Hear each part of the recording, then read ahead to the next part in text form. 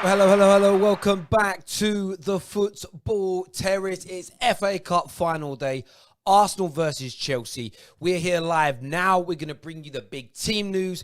We're going to be live throughout the whole game and give you the only platform to give the genuine viewers a voice, the genuine opportunity to come on now, during, and after the game to express your opinions. This is what we're all about, the Football Terrace. Before we go any further, please hit that like and share button. Cannot stress enough how important to us as a channel this is. But we're here, we're live. It's about an hour and 45 minutes until kickoff, so it's going to be a big, big build-up. Skype lines are open. Skype information is inside the description below. So if you want to give us a call, get yourselves on now. Give us your views. Give us your opinions. And... IUJ there says Terry, I won't be covering Arsenal anymore. Also, Terry, breaking news, Arsenal signed a player. Didn't say we wouldn't cover Arsenal anymore. We said we might be tempted to give them one more season to get back into the top six, or we might have to even look at removing Arsenal or rebranding. But listen, we're talking Arsenal today. Arsenal are in this are in the final. We've got Samuel coming on first of all, straight in for a call. Samuel, welcome back to the Football Terrace. What do you want to say, bro? From yesterday being so confident, and now with game day, I'm just so nervous right now. I mean, I can't stop. I've lost my appetite. That's how nervous I am right now. I get that completely. Makes absolute sense why you would feel that sort of way. I totally get it, Samuel. I really, really do. I'd feel very similar in that regard. We've got a few more people on here. We've got Mo Ali. We've got Mashuk. We've also got someone whose name is I Love Terry. Cool. We'll go to Mo first of all. What do you want to say, bro? Okay, Mo's not talking. Who is there? Hello. Yeah, what's your name? Yeah, I'm Mashuk. Yeah, lovely. What do you want to say? Yeah. So I will have to talk about defenders mainly with Manchester United. So earlier, I heard you were talking about fanatical and Harry Maguire and everything about that, the criticism he gets and all that. Right. So what I wanted to add was, in the English game at the moment, if you want Premier League proven players, if let's say Ollie or Pep wants Premier League proven players, then paying 40 million for Ake or paying 80 million for Maguire, that's the price you got to pay. Now, we as fans, we can't take it when these things happen. Now I see City are getting slack for that, but if you gotta pay to play, I'd say that's how the market's working at the moment. Yeah, I mean, you do, and I've got no issues with how much people pay for players. What I take issue with is when we only focus on certain individuals. So if Man United pay 40% above valuation, they're ruining the game. But yeah, if City do it, or if Arsenal do it, or if Chelsea do it, it's just seen as run of the mode. In relation to the FA Cup final, we will chat a bit about that to start with. What's your thoughts in relation to the FA Cup final today, Arsenal versus Chelsea? Yeah, I'm a United fan, so I'd actually want Arsenal to win because Chelsea beat us. I don't want them to win. And I have this feeling that if next year Arsenal don't get Europe, they'll have this extra, I'd say, rest, whereas they'll not be playing in the weekend, so they might get an edge off the other teams. So I'd rather they be in Europe, and that's what I want. I'd like Arsenal to win, actually. And yeah, and you're absolutely entitled to that opinion. We've got a few more. Skype's telling me we've got a few more people on the line. Mo, are you there yet? Mo Ali? No, Mo isn't there. He's just dropped off. But listen, Mashuk, thank you very much for coming on, having your say, bro. Really do appreciate that a lot. Thank you, my friend. Thank you. Next up, we've got Bazzy on the line. Bazzy, welcome back to the show. Who do you support and what do you want to say? I think Arsenal really need to win this pot. I nearly got it. Nearly Bazzy. Nearly Bazzy. But you're a weird one though, Bazzy, because this guy makes up so many profiles. But there we go. That was done. Nearly worked. but didn't quite make it. Nearly worked, but didn't quite make it. We're going to be getting Jem on the line in just a moment. We're going to give Jem a call. Get Jem on the line for him to come and have his say. Of course, we're going to go through your live comments as well. Team news coming very, very soon. We're going to have it first for you as we are live right now. Jem, the Chelsea fan, how you feeling, mate? Not bad. A little bit nervous, but it's them typical sort of butterflies you get before an FA Cup final, didn't you? To be honest, but I'm confident.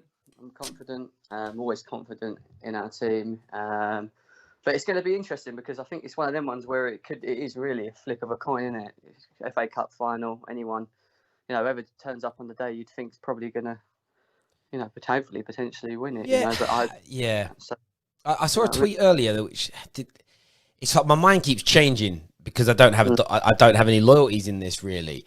What I've seen one Chelsea fan say is that this, like Arsenal either win these games fairly comfortably in finals, or they get beaten embarrassingly. Like Arsenal tend to win these massive games in recent years, either spectacularly with ease, or they get really badly beaten up. And I get that sense it's going to go one of those two ways. Either Arsenal are going to, either Chelsea are barely going to trouble Arsenal and lose 2-0, or you're going to beat them 3-0, 4-1, 5-1, something like that. I really see it going either end of that spectrum. Our defences are going to just completely capitulate because we both can't defend. This is true. This is true. I mean, I can't remember who said it yesterday. It might have been a gal that said that it might be, which team crumbles the most under pressure, as an example. And I think those things are always worth pulling on in relation to that. When you look ahead of the team news that will come out in relation to Chelsea, what are you expecting to see? Kepa not in the starting lineup, number one. Yep. Kante's back, isn't he? So it's a bit of a... I mean, Jorginho's been playing well, but again, I just still think you have to play Kante. So for me, I'd play Kante and Kovacic. Three at the back with Reece James on the right, probably Alonso on the left, and then Kante and Kovacic, and then probably Mount, Pulisic and Giroud. Isn't it? Am I missing one more? Potentially, maybe Willian as well, if we can get one in there. So, yeah, that's what I'd potentially look at. But you don't know. He might play Kepa. I hope he don't, for our sake. But yeah, I would. Honestly, I would be so surprised if Kepa was to start this game. Why? It doesn't make any sense to drop him for the fact he was dropped for the last game of the season. Unless I know he wouldn't have taken that risk, Lampard. Surely, the only kind of logical. It's not even logical. Like, well, did he give Kepa that game because he knew he wasn't going to give Kepa the FA Cup final? Maybe, but that could be. I look at sort of City, most Chelsea fans, sorry, and they seem to all be so behind, massively behind Lampard. A decision today to play Kepa, and then Kepa makes a really bad mistake. It's those kind of moments where you just, I know Lampard's respected, but it's those kind of decisions that can make people just start to think a little bit indifferently about you, if you get where I'm coming from. There's almost an element of, does he really know what he's doing if he's making that kind of decision? So yeah, for me, I agree with you. He has to keep Kepa away from the starting 11. Even just from a credibility point of view, it needs to happen for me. Just for credibility, I think he has to ensure that he doesn't do anything crazy. As you say, like play Kepa. There's no doubt about it. What would your score prediction be right now, hand on heart? Are you writing these down again? I can do. I'm going to say... I got 3-0 in my head, but I think they're going to score. But no, I'm going to go 3-0. I'm actually going to be confident today, Terry. I'm going to say 3-0. 3-0 to Chelsea. That's what I'm basically going to do is by the end of this sort of the preview element, I'm going to open up a. I'm going to place a little cheeky bet, and I'm going to pick the one that makes the most amount of sense. But I'm essentially asking the callers to convince me because my mind is literally split. We've got a caller on. His name is I Love Terry. What do you want to say, mate? I just wanted to say. Nice try. Nice try. You almost got in. Again, if you're going to try and troll, what you need to do is start off by talking fairly normally. And then when you're talking fairly normally, what you can then do is kind of elaborate on things from there. But you went in too hard, too quick there, my friend. Let's do a few more. We've got the dark side user. Stop kicking me up, man. We're going to be... Hang on a second. I need to go and just block this dude. He's done out here. He's done, bro. He's done. 1 sec, peeps, and I'll turn the sound back up. When you merge these calls and you have more than one person... you add more than one person to a call, they can actually just jump in and out whenever they need to, but he can't now because he has been officially blocked. We now go back to the call. Sorry, guys. Are you all still on the air? I am Dark Side User. Lovely. Dark Side User, what do you want to say, mate? Yeah, I think it's going to be an interesting game today. I think it's going to go to extra time, and I think it's going to be a 2-2. And I think anybody's on penalties, really. Yeah, I mean, it's an interesting... We've also... Ade's joined us as well. Ade, George, what you saying, mate? Who do you support, first of all?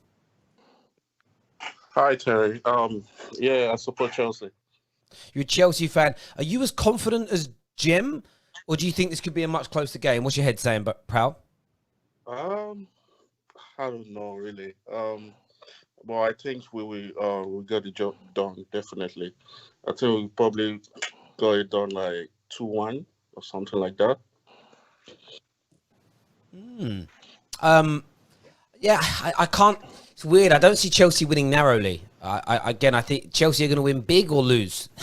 I really am sort of sitting there in that kind of space in relation to that. Obviously, Dark Side User, you're a Liverpool fan. You're a neutral today in many respects, like me. Where do you see this game being won and lost for both teams? What's the important? If Chelsea want to win, what has to go right? For Chelsea to win, I think Arsenal's goalkeeper got to have a bad game, and of recent, he's been playing very, very good to the point where next season I could see him starting over Leno. So, and how Arsenal's been playing of recent, it's been a lot down to their goalkeeper's performance more than the overall team's performance, because he has saved them in a lot of games. So, is it Martinez? I think if he has a good game, Arsenal could be in with a shout. Yeah, well, look, the thing with Martinez, we have to be really fair and honest about this. Martinez has been quality. We cannot get away from how good he has been since he joined, came back into the Arsenal team. Like, we just can't get away from that at all. He's been absolutely brilliant. He really, really has. And I think that he's one of those individuals that if he's on point today, he could say... Martinez has been in such great form. He could be the difference between Arsenal losing today and coming out as champions, because I think there's going to be periods in the game, regardless of what happens, where Chelsea are going to be on top. Chelsea are going to play the better football. Chelsea, I think, will be the most dominant team in terms of possession and territory and chances created. And Martinez could be absolutely integral in relation to keeping Arsenal in touching distance, especially if Arsenal go along and try and play. What's what I want to use here? The sort of the park, the bus football that we've seen in recent matches. If they're going to go in and be very pragmatic, you need your goalkeeper to come up trumps in relation to that. We just added Ches to the show. Ches, what you saying, bro? I'm good, man. I don't know. Against the Wolves game, I said 2-2. I got it wrong. But who's speaking? So but yeah, I'm good. I think it'll be a tight game, but I could see us winning just about, really. Yeah, I mean, are you confident though? Like, it's interesting today. I see so many Chelsea fans I see on here are confident. Are really confident. But so are Arsenal fans. But Arsenal fans seem to be really confident as well. I think that I don't know why Chelsea fans are really, really confident. Not that our team's rubbish. I just think, like, you said about the Man United game, how you guys beat us 3 times, and it was the 4th time. It was just instead of like law of physics and all this stuff. I think it's the same for Arsenal. Like, we can't beat them so many times, especially in Baku, and then like for them not to turn up again, it's highly unlikely. So I think it'll be a very tight game. If it's not, I hold my hands up. But I'm I'm not confident. I wouldn't say I'm fully confident. Could you see there being a repeat? Is what a lot of people are talking about. Like Arsenal, for me, one of the areas where they're setting themselves up for failure here is this notion of it's going to be revenge. It's going to be revenge Redemption, yeah. for Baku, and I feel like that means you're playing the occasion and not the individual match. It means it feels. That's too much of an emotional response from Arsenal, as opposed to just saying, you know what, we're going to come out here, we're going to play our game, we're going to set ourselves up. Yeah. It's about winning today. Who is that? Yeah, because that person kept on talking. God knows. But I actually don't even know how they are because there's nobody else on this call, other than you guys. It's weird. It's weird. There's a lot of trolls. So you're going to have to go based on Arsenal's current form, Terry. I think, they have, especially to the latter end of the season, they have been playing pretty well under Arteta, so it's not like they're turning up to the final in a position where you think they haven't performed really well. They haven't really. I know they finished 8th, and we do banter them a lot about it, and the banter's fair, I get that. But in terms of their performance in the last couple of games, they've too bad, have they, really? So they could turn up and do something against us. I am confident that we'll win, but at the same time, I am still a little bit like 50-50 in terms of them maybe, doing us over, because it can happen. The good thing I would say to that is, I would say, like, they're not going to sit back like they did against City and Liverpool, because they expect seeing Liverpool to have all the ball. I know we keep possession as well, but obviously not to the extent that they do. So I think they'll try and attack us a bit more, which will then leave them empty at the back. Yeah, exactly. So that's how I see us winning the game in the end. But I think it'll still be a tight game nevertheless. I think what's interesting about this match as well is it's about respect. And I think Arsenal, both teams have got to respect each other, of course they do.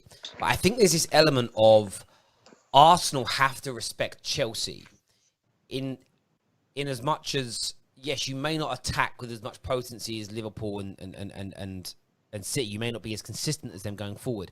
If Arsenal feel, in my opinion, if Arsenal think they can come out and open up against you, they are getting laid out. And I mean that I mean that wholeheartedly. If they think they can open up, Chelsea can play expansive football because you've done it against most teams this season, as an example. So for me, that's the element that Arsenal have to get right. I would say, if I was Arteta, yes, I'd try and gear them up. I'd say, look, remember last year, let's do this for the fans. Let's play on the passion. Let's play on it's the FA Cup goddamn final. You need to play on passion. It's part of it. But equally, what about the Wembley situation, though, Terry? Because, what about it? With this, well, basically, Wembley's a big place, and it's going to be empty. So you ain't going to get that rivalry of the Chelsea and Arsenal fans. Yeah, but you don't need to worry about that. That's for both. For me, I don't care about that. That isn't what I'd be saying. Extra boost. Don't care about that. They did it against. The point is, they just beat Liverpool and City in back-to-back games without fans. Maybe Arsenal are better without fans because there's less pressure. I think my point of view is more along the lines of be up for it, be passionate, fight hard, put everything you've got into winning this game, Arsenal. However, don't forget the plan. Don't forget that if you open up and send both fullbacks forward at the same time and in midfield don't cover those positions, that your centre-backs are going to get exposed by Pulisic. It's going to happen. So for me, that's what needs to happen in relation to this. They have to go out and just stick to their game plan. If they do that, and they do that well, Arsenal, then they've got a huge possibility, in my opinion, of pulling off a bit of a, you'd almost say, shock result in many ways, because I think Arsenal are definitely the underdogs going into this match. There's no doubt about it. I suppose one element that's got to be exciting for you Chelsea fans on the line is the fact that Lampard could win his first major trophy in his first year at the top flight, and he's also finished top 4. There must be an element of you as Chelsea. If he pulls it off today, it's an excellent season for yourselves. Definitely, 100%. Yeah, go on.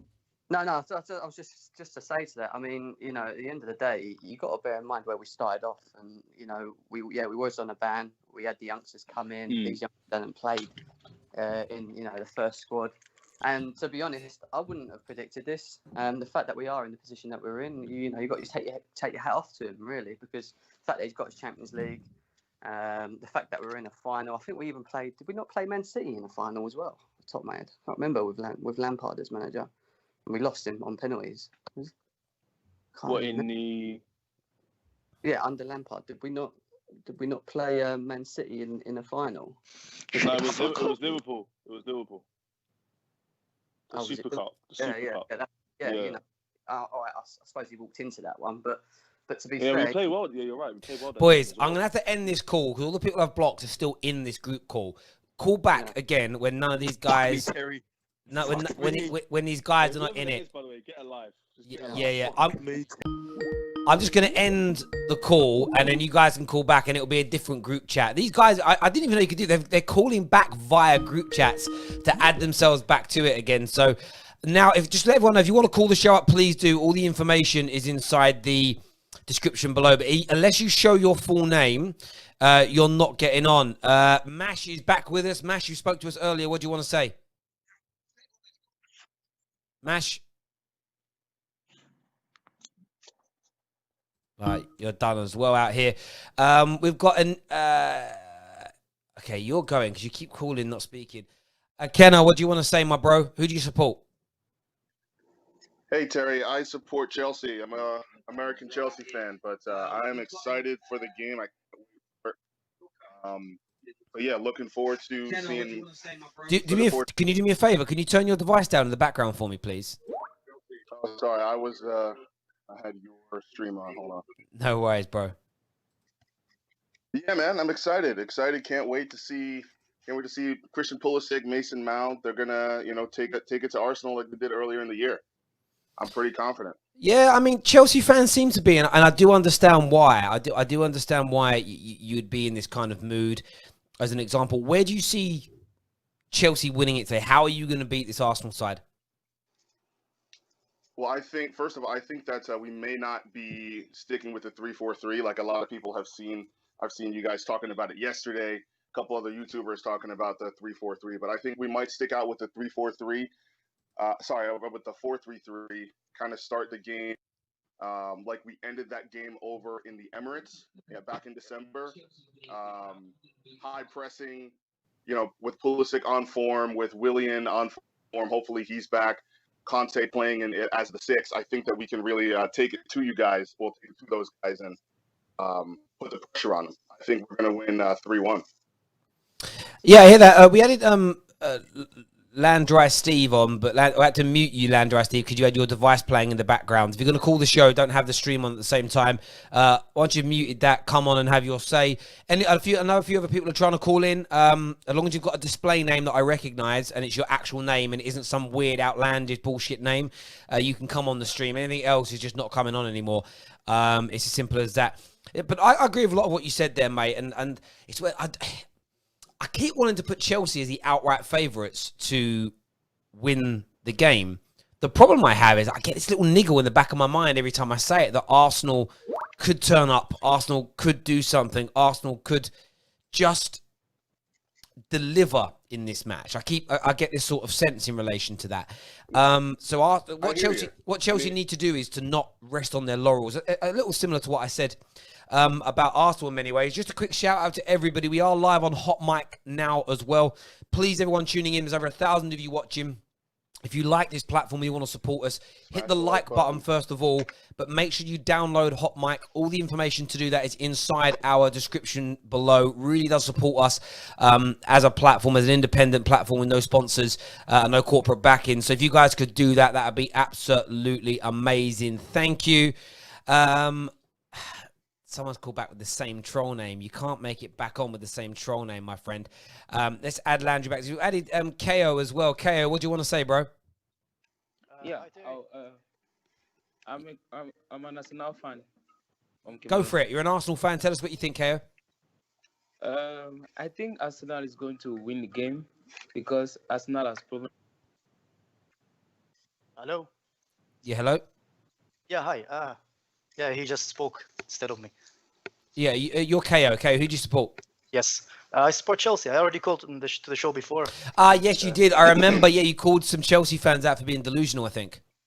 Yep. Yes. What's your thoughts ahead of this big final? I'm nervous, to be honest, because we really don't need the FA Cup that much. Because for us, it's been about qualifying for the Champions League, which we already have done. But we're in the final though. Yeah, I understand that but it's for Arsenal. It's basically saves their season. They finished 8th, and so for them, they're going to be more pumped into it than us. For us, Isn't that more motivation to smash Arsenal's hopes? Make sure they don't get into Europe. Yeah, but for Arsenal, basically they're an FA Cup level club right now, and Chelsea for them basically it's more about returning to the Premier League and being able to actually challenge for the Premier League, for the Champions League.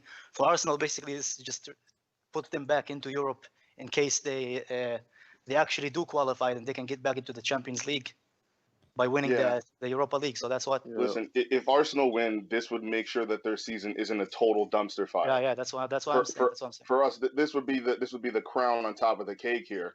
After we qualify for top 4, making sure that Frank has a great year at the end. Even if they win the FA Cup. So what? Season is still. Sorry, say that, Ches. Arsenal's season still bad. I don't know what his name is. I think he's Chelsea fan. He said their season kind of redeemed. No, it won't be. Winning the FA Cup was not the objective at the start of the season. They spent a lot of money. They won the transfer window. All of this. Chelsea fans didn't say much. Probably Man United fans didn't say very much. Probably we're going to get 6th and 7th. And now look, this is what happened. Objectives change. Their objective wasn't to get an FA Cup and to somehow redeem their season through it. It was to get top 4, and they failed. So the FA Cup doesn't really mean much to them, other than extra revenue. Yeah, but it's a key. It's a key for Europe again, in case because the that was top my 4 next point. season is going to be really difficult. Like the way Arsenal's... Chelsea are recruiting, the way If we didn't United will argue that recruit, they'll so be it gives better you a off route. without Europe next year. They'll be better off without it because their squad isn't good enough to play in both competitions, as shown this year. They couldn't beat Olympiacos. But they do if they finish. So if they win the Europa League next season, they can be the Champions League. League. They in both, and they didn't do anything. That's my point. They finished 8th, and they got to round 16 or round 32, whatever. So you're saying it will help them, but it didn't help them last year. This year. Two routes always better than one. Yeah, but it didn't help them this year. And what's going to change between now and in a month's time? Are they really going to buy players? Are they going to finish in the top 4 with the from what I've squad? seen, Arsenal only have £30 million to spend, so they ain't going to buy. See what nobody. I'm saying? So what's going to change? It's going to make them harder. I'm being real. I'm not even an Arsenal fan. I'm just saying they'd be better off without it. If we do them a favour and beat them, we win either way. So just to be funny, if they do win and they do make it to Europa League, it would be nice to see them crash out before the round of 16 once again next year. Well, yeah. Do you know what? Interestingly, from a financial standpoint, Europa League's very, very important for Arsenal. It's very, very important indeed because a lot of their sponsors require them to have some type of European football. So it always gets advertised massively that if a team misses out on Champions League for 2 or 3 years running, there's always this sort of big, oh my God, the finances are going to fall out of it.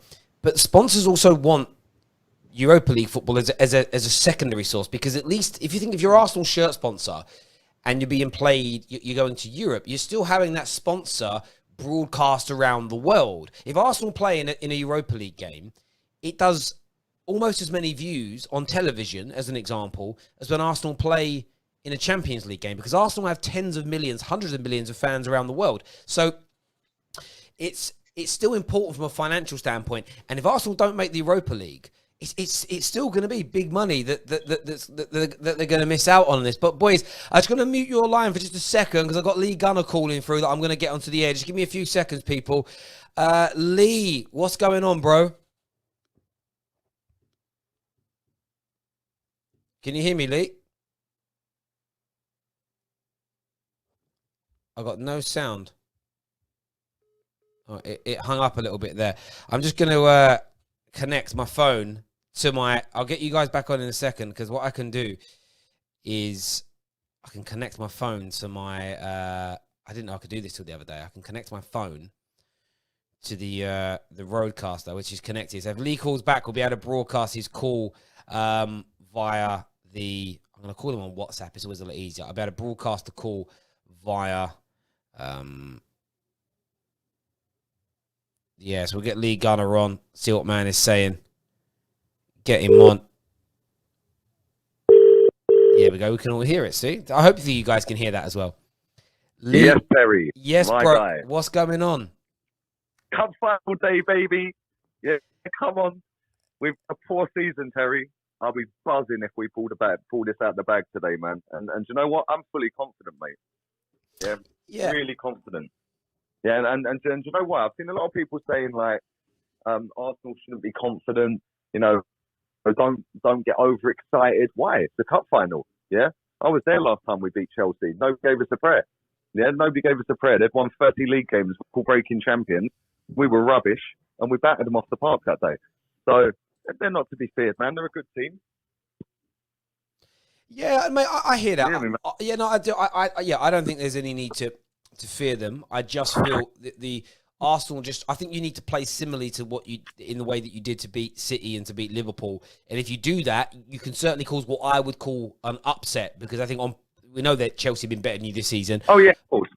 You know what, Terry? Right, real talk here. I don't think we should play how we played against Liverpool or City, because listen, Chelsea are a decent outfit, right? Olivier Giroud is going to be their biggest issue for us, right? Because we ain't getting if we play like we did against Man City and Liverpool, right? They're whipping balls in Firmino and Jesus.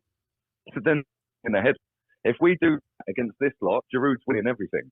Yeah, we can't afford to play like that. We can't afford to park the bus against this lot. They ain't that great. They're not Liverpool City great. They're good. Don't get twisted. They're a decent team. And they've had a good season. They got.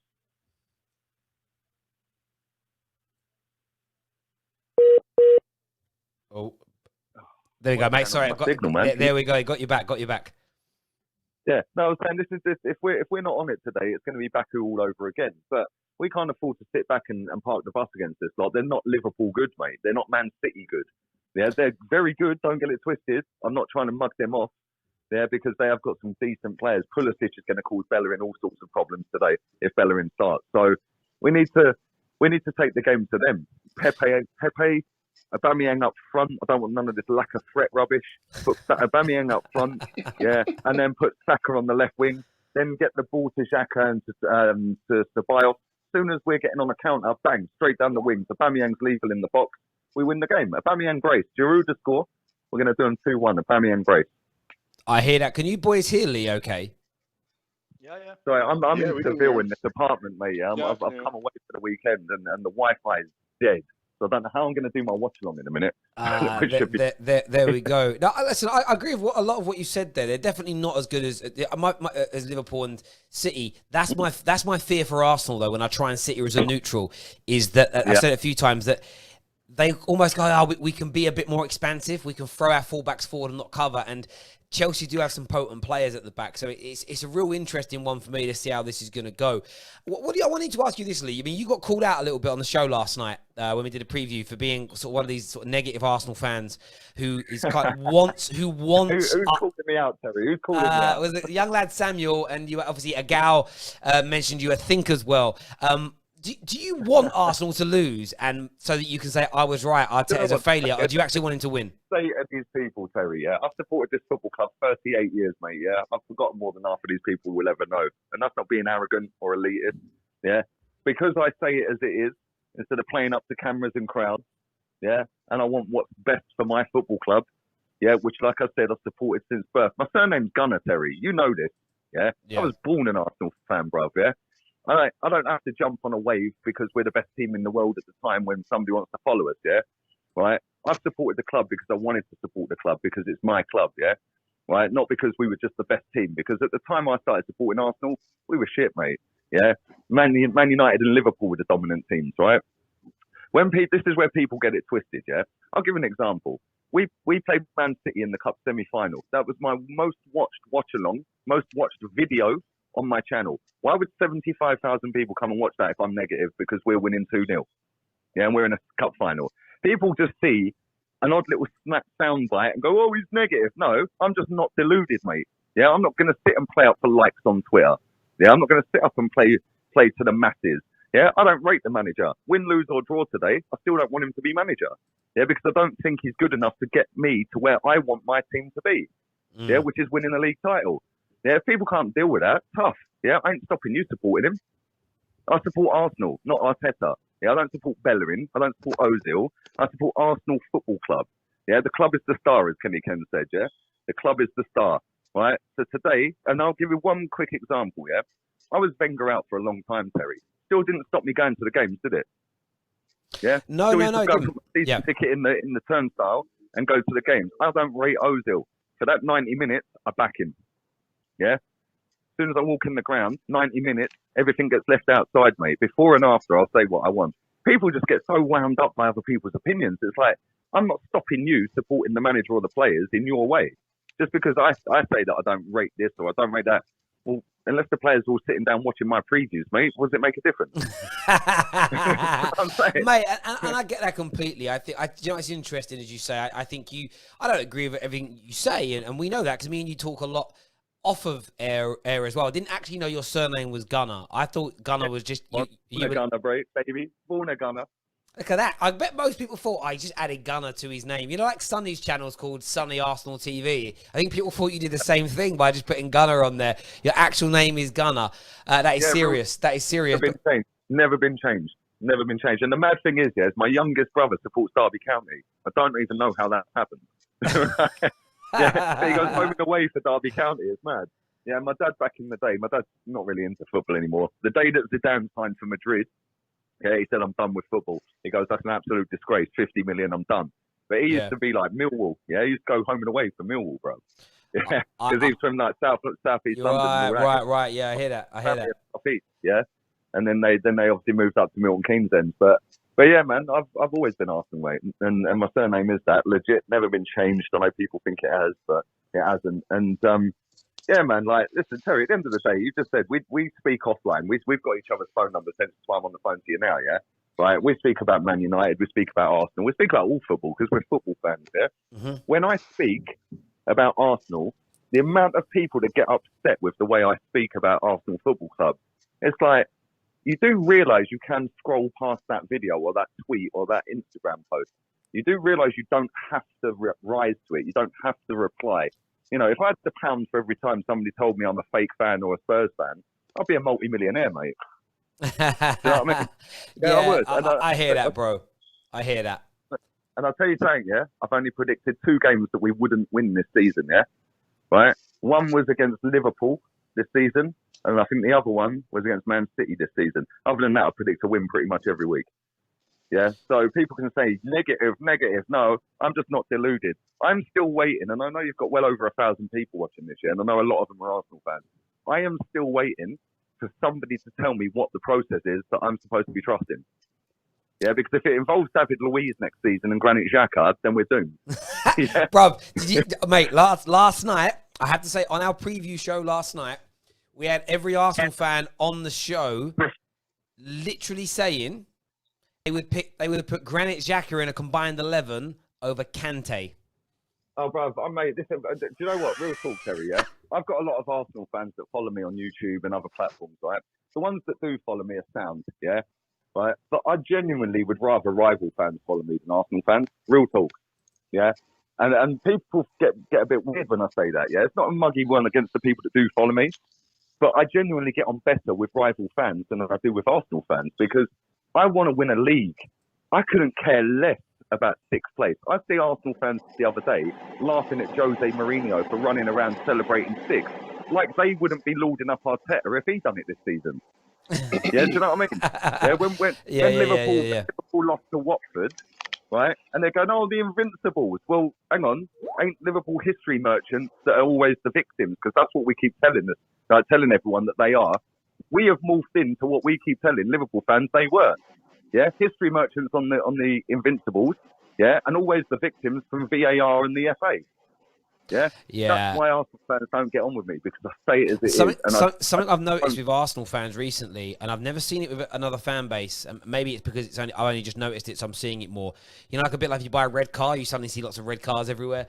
Like Arsenal fans worry about who the referee is before a game, and I sort of sit there and think, I've never once thought about who the referee is going to be, who's looking after a Man United game or a big game. For me, it's inconsequential, but I suppose it's getting those excuses in early. Do any of the boys on the Skype call have any questions for Lee at all? You're gonna have to get. I've got about 4 minutes, mate. Before I've got to get out of here. Yeah. So quick as you can. Yeah, go quick, on, lads. quick. One question, people. Go on. Lee, Go on. Lee, do you still rate Bellerin? Look at you trying to trigger me. Do you know what? If he plays today, I hope he has a great game. Yeah, but real talk. Yeah, go and strap yourself to a tree. Cry Greenpeace. Go and be a fashion model. Not good enough. Take 116 grand a week out of the football club. There we go. Lee, bro, go set up your stream, mate. Do your thing, mate, and we'll chat to you soon, man. Yeah, top man. Thanks for letting me on again, Terry. Big up everyone in the chat. Yeah, whether you like me or not, they still listen. So I appreciate that. Cheers, mate. Yeah. Take care, Lee. Take care, brother. Hey, yeah. Thank you. See you. Bye-bye. Come on, boys. See you, mate. There we go. That's Lee. Tell you what, that's the most realistic Arsenal fan I've heard from in a while. Mate, but this is the thing. Like, you don't have to agree with it all. The one thing I like about Lee when it comes to his football talk is he sits there and gives you rationale into why he thinks what it is that he thinks. As an example, Ghost Writer's joined us. You know... Ghost Writer, speak up. Right, yes, Terry. With a little debate. It's like some of what the guys said from yesterday's show. Sorry. The guys on the internet are the ones that are, trying to do everything for the likes and talking all the crap. But it's good to hear people that are realistic, have realistic expectations, and understand what's best for the club, not just trying to do things for clout. No, I totally understand. Yes, we've added Ghost Writer to the show. Ghost Writer, what do you want to say, mate? Can you hear me? Yeah, Terry. Lee reminds me of like a bitter old ex or something that hasn't let go yet. For Arsenal fans, we understand this, and we've actually took it on. We're moving forward. We know we're not as good. We know we haven't got maybe as nice, a pretty girl as we did. Maybe she's done stuff to us in the past that's affected us. We've wasted our money on them. All that kind of stuff. But I feel like she needs to, or he needs to. Sorry, he needs to like kind of allow this to understand the level where we are. You're getting worse every season. Yeah, we are. But if we win an FA Cup, what should he be okay with? Let me answer this. I wasn't saying that's right. I think your name is League Honor. I think he's had enough. I think he's been patient. Like, how long can you go without winning a league? How long can you go without in the Champions League? How long can you go without being competed to the top? You haven't done that for a long time. He's late to the party, man. He's late to the party. I felt this about 7 years ago. I felt this 7 years ago. I got over this 7 years ago. I accepted it. No, but he expects more from his club because he was born into success. It's like Chelsea. Like I'm like a decent age now, but I was born into it basically, so like the very beginning, and now I've like got to an age where I'm used to winning. So if we were to fall off, I'll be patient for a few years, and now I'm like, no, we need to get back to the top. I think he's just being real with it. I think he's not trying to sugarcoat it. Ghost Right. Let me just respond to that for a second. Obviously, I'm not going to put words in Lee's mouth. Lee had to go, otherwise he would have answered that himself. But from his point of view, I'm not sure what that noise is. Someone standing next to a kettle or something. Yeah, that's not me. Someone must mute yourself anyway. Yeah, if you're not talking, mute yourself. Yeah, because I don't know what that noise is, but it's really, really loud. I think from my point of view with Lee, what he's talking about is he's just not bought in to what Arteta's doing. He can't see it. He isn't not prepared to see it though. And he literally, I watch these streams, he'll sit there and say, can someone explain the process? Can someone explain what it is that he's doing that's making this better? Now for me, I can see an improvement in Arsenal under Arteta. For all the banter, I think there's better shape. That's the one thing that stands out. There's a better shape and there's a kind of, there's a more solid approach to a game from Arsenal. They don't win all their games, we know that, but there's a better shape. But Lee wants more than that, and Lee demands more than that. And people that say, oh, there's improvement, we're moving forward, he's like, well, show me, tell me. And they're not able to articulate it. I think he's blind, Terry, man. Well, but okay, that's fine. That's fine. That's fine. Wait. Then that's fine. No. Then listen. Then Ghost Writer, sit here and explain it to me now. Go. But Arteta's No. You explain the process. You explain the process. Answer Lee's question. I know he's not here, but you explain the process. Go. I have. Man management's better than Emery. That's not number enough. one. Specificity, please. I'm still going. Yeah. Come on. Management brings unity. Okay. Confidence. Okay. How's he doing that? You know this after how long? How's he doing that? And you can make these judgments after how long? What do you mean? After how long he's been there? How you coming up with his stat? How you quantifying that? Well, because what? we've beaten Liverpool, we've beaten City, we've beaten big teams. Yeah, that we so- never used to be able to beat in Liverpool a certain doesn't way. care. City doesn't care about the FA Cup. You What? can't base all of that based on Doesn't 2 care. seasons. I don't think so, man. Pep didn't look like he didn't care, in my opinion, in the FA Cup. But I'm just saying, like, Arsenal have been doing things differently to they've ever done it, which is But that's actually not giving enough. tactics to 2 teams against the big teams. And what they're doing is they're actually using a pragmatic approach to win games, which we've never done with Wenger or Emery, really. And it's never Pragmatic. come. You just say pragmatic. Yeah. The pace, Did you watch you're the City moving and Liverpool forward, and it's game? not enough. What do you mean? It's not enough. You're not see the way Arsenal fans. What Lee is talking about is we're moving forward, but other teams are moving forward in a more rapid pace. You know what I mean? I don't think they Look are. at to be Chelsea honest. and United, the way they're signing players, and Arsenal are That's the signing balls. Saka to a new contract. That's what Lee is referring That's the to. ball, It's not though. We're only talking a about the manager. manager. Oh, well, okay, about the whole club. Yeah, I'm not saying we run the best. I'm saying that. Yeah, but it's part Arteta and parcel. has made But it's progress. part and Again, the parcel. point I'm It's part and parcel. Sorry to cutting over you, mate. This is, if you listen to everything Lee talks about, you're making it very myopic to just the Arteta situation. He's talking about everything. And the one thing I'll tell you about Lee, if Arteta proves to be the right guy and you're moving in the right direction, Lee will come out openly and go, yeah, you know what, I got that wrong. He's like a lot of these other YouTubers who literally change their tune depending on what the weather's looking like. This guy, without addressing the fact they've got it wrong in the first place. Like I said before, if next season Arsenal finish in front of Man United, I will apologise to you, Ghostwriter, because I don't think we're near each other at the moment. And as the season's gone on, we've pulled further and further away from you. And next season, there'll be a bigger gap by the end of the season than what we've seen this year. That doesn't turn out to be the case. Then I'll apologise because I'm a man of my word and I've got We've integrity had into 3 what I do. different managers, though, in that time. Yeah, You've had because one stable the manager over 2 because years, the so process you because can't the really process compare. wasn't working, and you can't say it's 3. He was a caretaker manager. That doesn't really count. Man United fans don't count Ryan Giggs as the manager. He was a caretaker while they've got a new It's guy still in. disruption. No, not in the way you're saying. They were just carried on as normal because Lundberg was part of Emery's setup, so there was no disruption. It was just waiting for a new guy to come He in. had no coaching staff. They all left with Emery. So Yeah, it was Lundberg on his own with Per Mertesacker. it's not 3 managers Sorry, this season. can I say one thing? Of course you can. What I question is, because I'm very rational, is like, how can them ghostwriter call Lee blind? Couldn't he say the same thing about you? Because he's asking you very clearly, like, what's Arteta's plan? And you can't really answer it. You said man management. You can't. How can you prove that? You say a few results. Getting a few results against big teams doesn't make you a great manager. Especially at the end of the season when there are already a lot of them on the beach. Well, but this is the thing with all of it. From my point of view, if somebody sort of said to me now, like, can you articulate like how Ollie's improved things?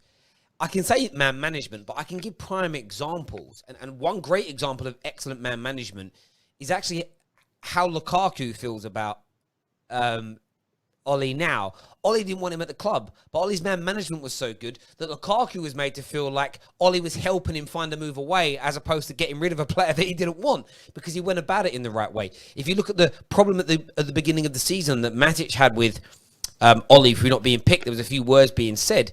They've turned that relationship round. You've actually heard Matic been very, very positive about Ollie. He signed a new deal to stay at Manchester United. An example, he's fought his way back into the team. But when there was a little bit of sort of argy-bargy at the beginning of the season, that for me is the tangible proof that Ollie knows how to manage a difficult situation, keep a player on side, continue to get them working hard, and will still give them opportunities to get back into the team. So for me, and I'm not saying Arteta doesn't do these things. What I'm asking for is a tangible example of I look at the Guendouzi situation.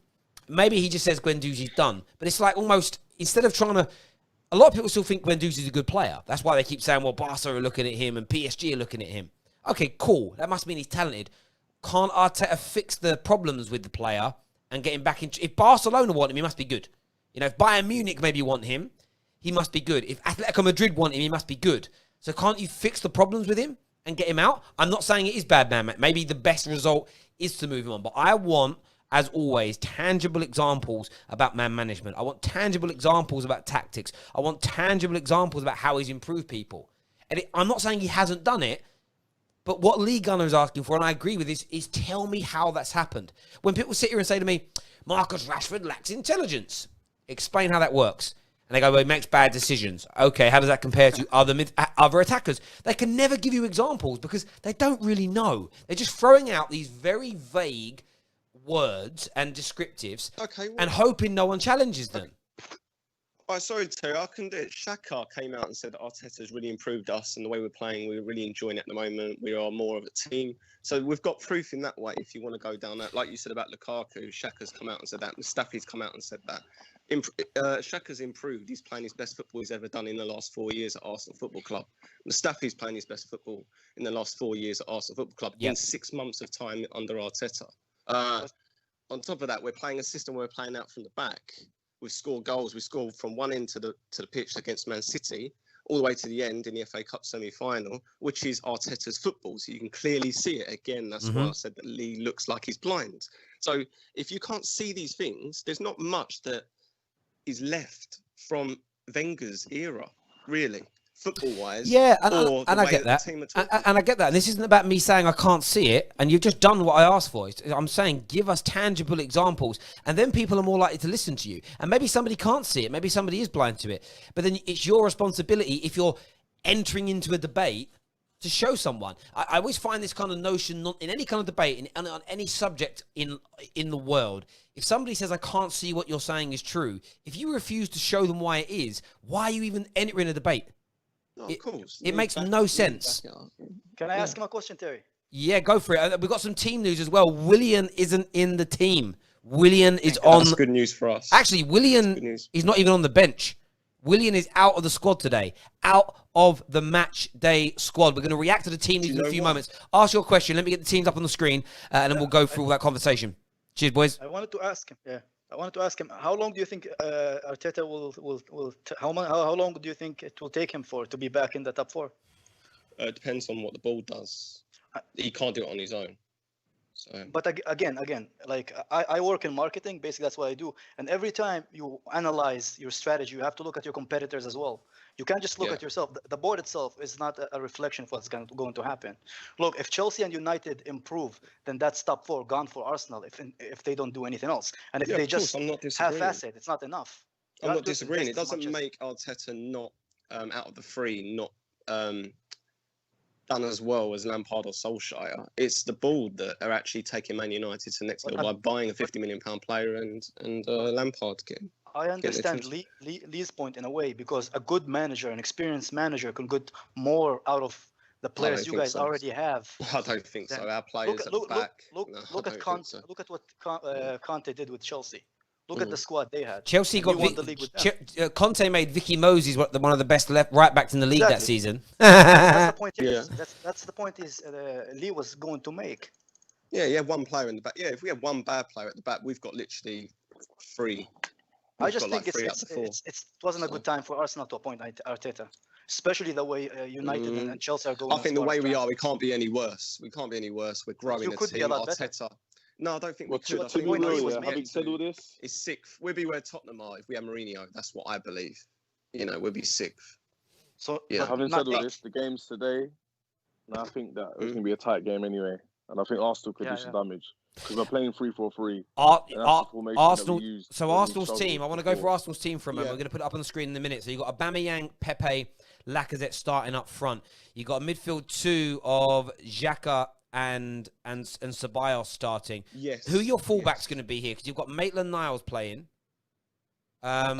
Maitland-Niles, Tierney, and Bellerin. So is it going to be Bellerin on the right, Maitland-Niles on the left, and then Tierney is one of the centre-backs?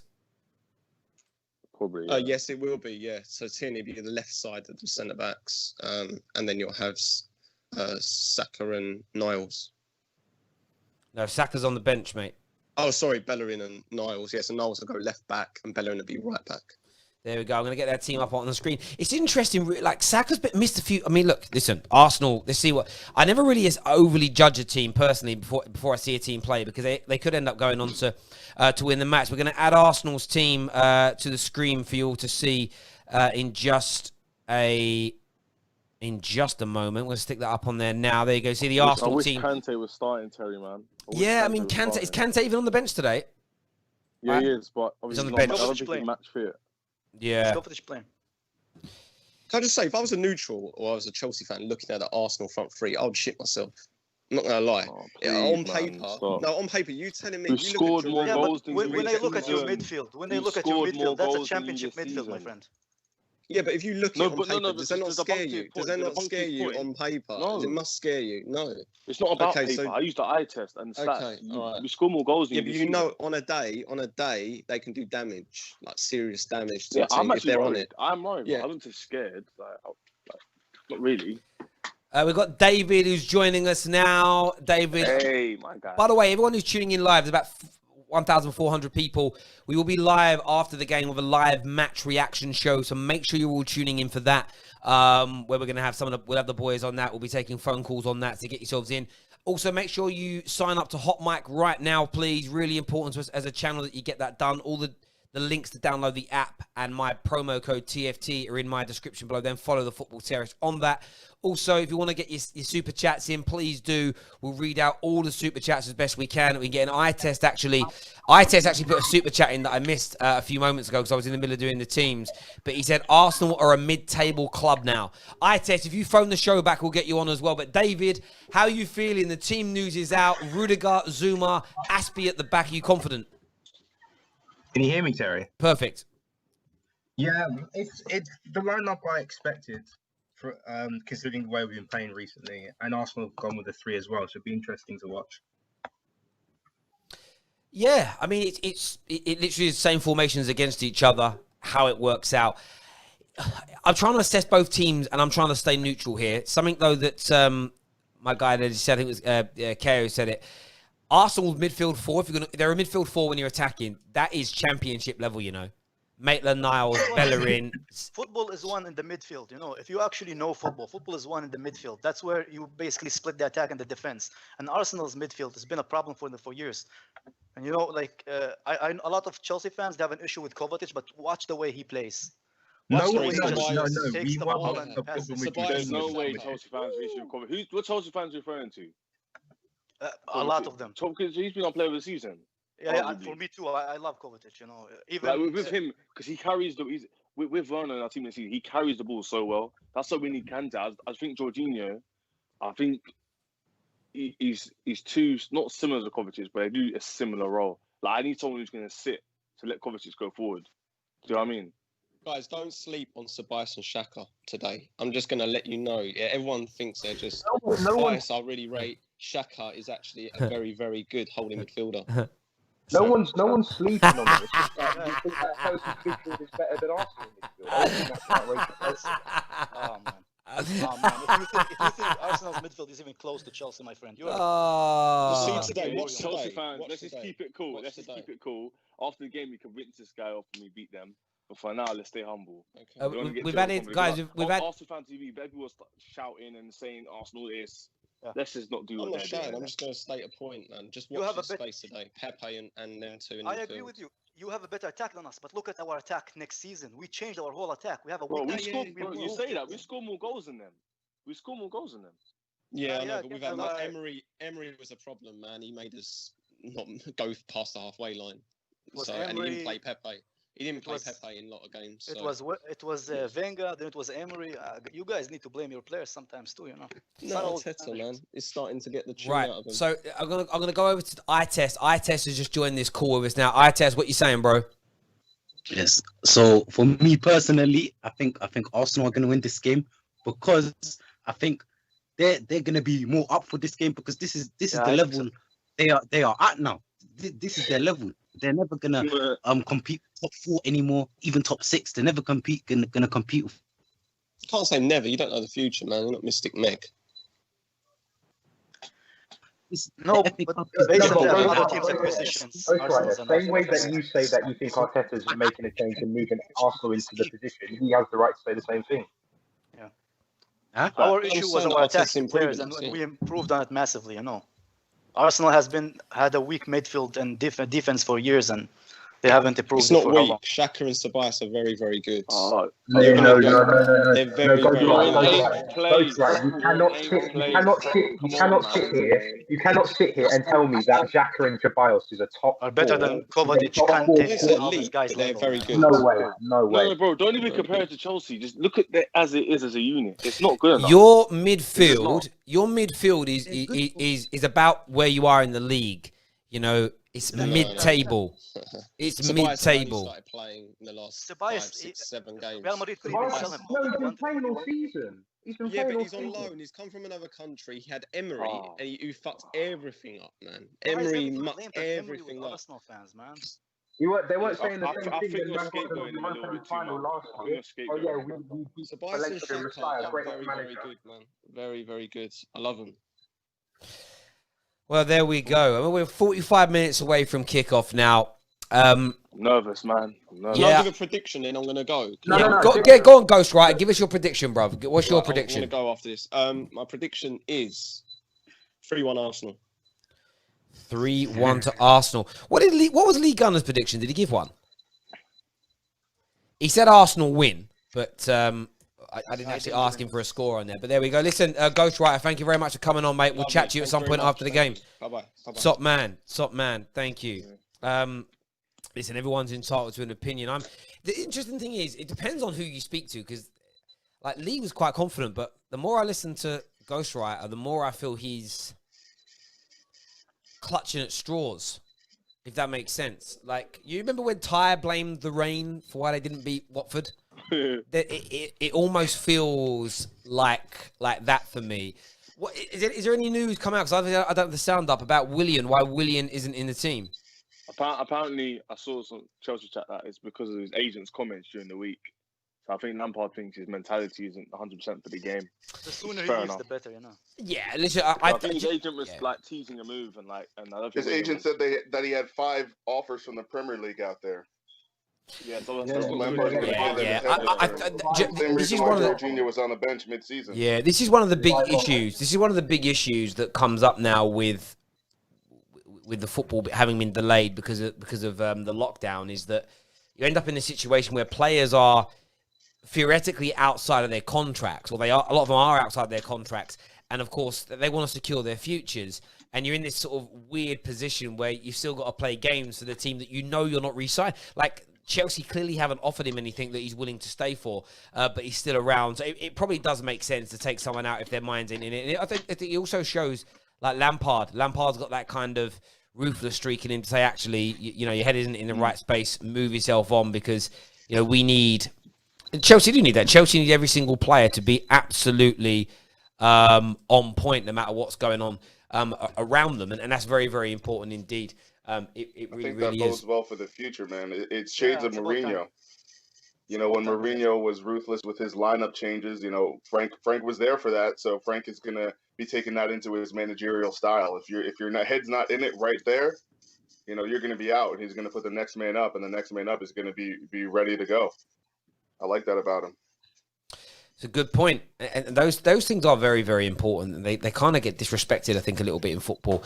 It's knowing how to manage in the right way. And I think you talk about Jose. Jose was the master, and then he just kind of, in my opinion, lost his way very much in terms of doing that. But he was the guy that knew how to manage and knew how to. It isn't just cutting a player out; it's cutting a player out in a way that doesn't upset everybody else in the dressing room. It's knowing how to do that. And a lot of that isn't about the actual decision. I think it's about your treatment of everybody in the build-up to those big decisions. Does that make sense? I think it's almost that element of people knowing what you're doing is fair, so nobody kind of turns against you, because no matter how good you are as a coach, if people turn against you because of your decisions, you're kind of in that space. And listen, look, Lampard, and what I would say about Lampard and Arteta, there's loads of question marks still over them for their future. But for their first seasons in the Premier League, albeit only 8 months or so for Arteta, they're in an FA Cup final today, and that in itself deserves a level of congratulations. The problem we live in is such a polarized and sensationalist world now, where if either manager gets beat heavy today, it will become, because rival fans and social media won't let it go, it will become a chain around that manager's neck until they do win something. It's Man United are in that same boat. No matter how well we're playing Champions League football, I was thinking about it the other day. I really want to win the Europa League more than any other reason now, and the big reason is because I want that sort of your manager hasn't won a trophy sort of criticism to go away. Everyone leaves you alone after you win you've won something. Does that make sense? I mean, Sarri would have been given longer at Chelsea if he'd already had a few league titles under his belt elsewhere. It was because he hadn't won anything. Do you get where I'm coming from? It becomes a bit of a poison chalice in many ways. So at least one of these boys is going to walk away today. And I say boys because I think I'm older than... Actually, no, I'm probably not older than Lampard. Or Arteta. They're probably a little bit older than me still. But they're similar age to me. But I think they still... You know, they can walk away from today and kind of have... Do you get where I'm coming from? They can have that kind of notion of, well, you know, I've got a medal now. It takes that pressure away. It gets that monkey off my back, and I can now focus on improving the team.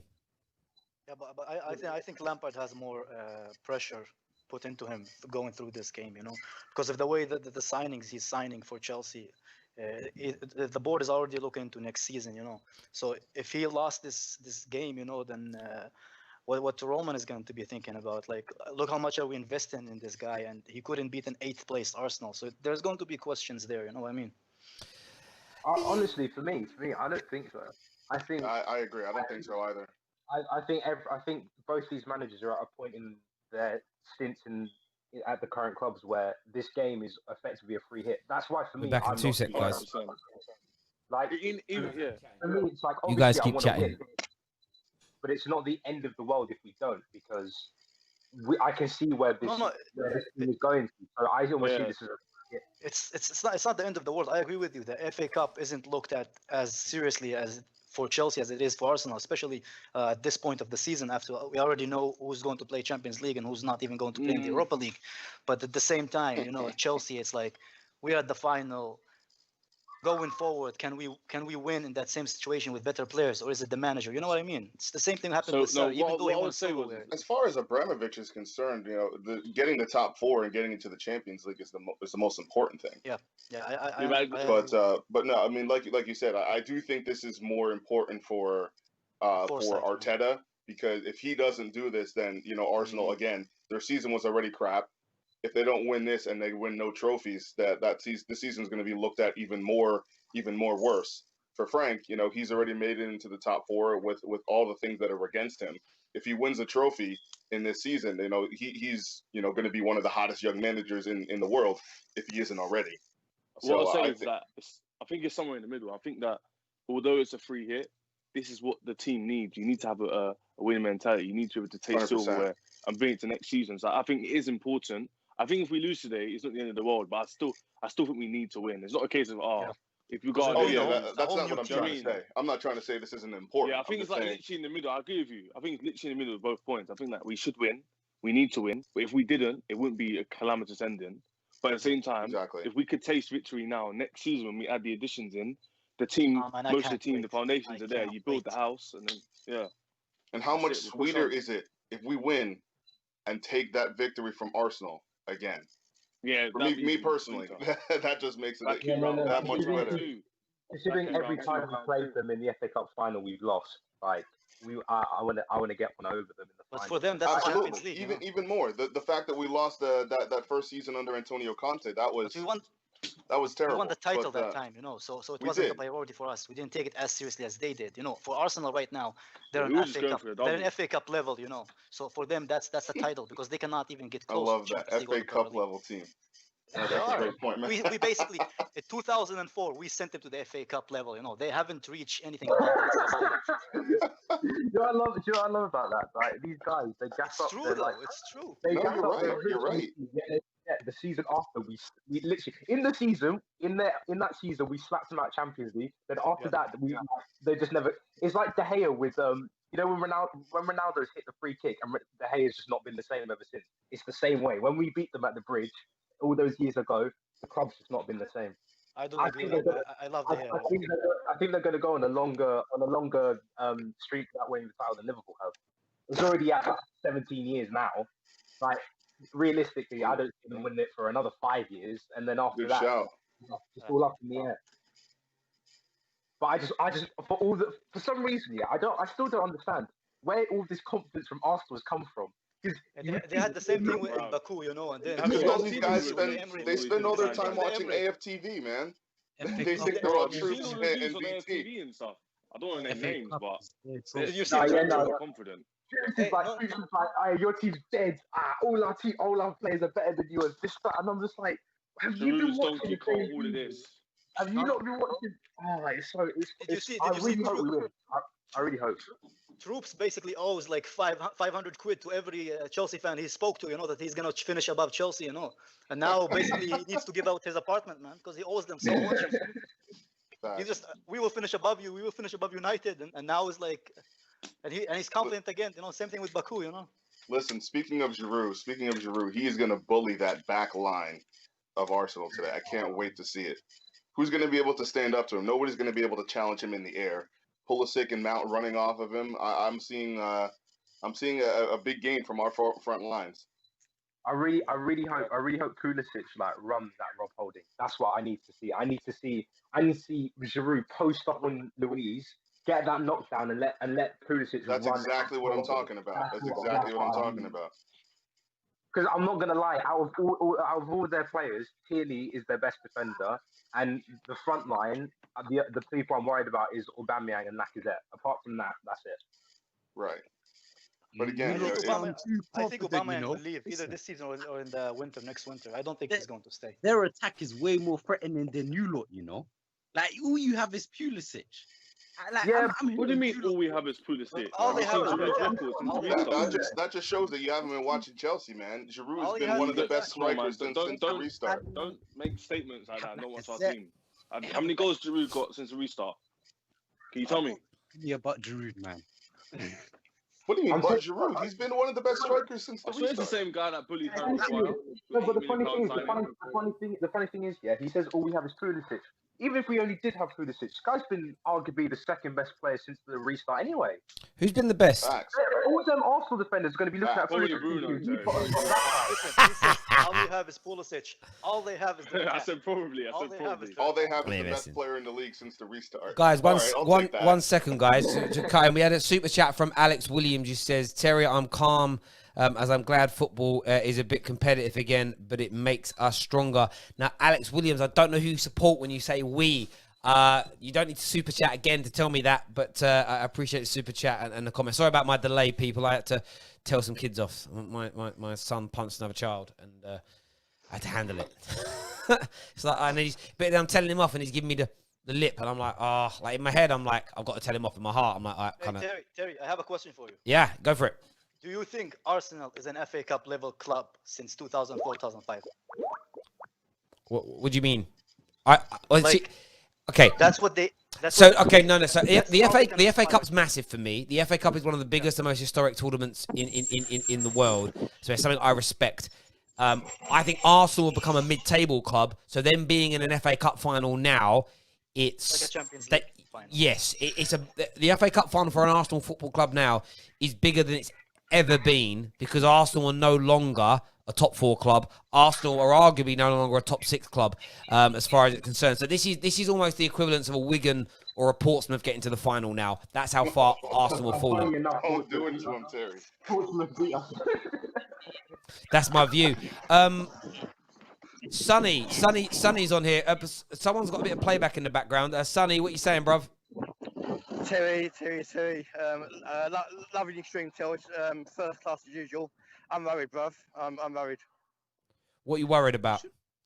I'll tell you something, right? If Arsenal lose today, I'm gonna get myself an orange sheet, put it around me, get myself a tambourine, and run up and down Oxford Street, bruv. I'm gonna be an Harry Krishna, bruv.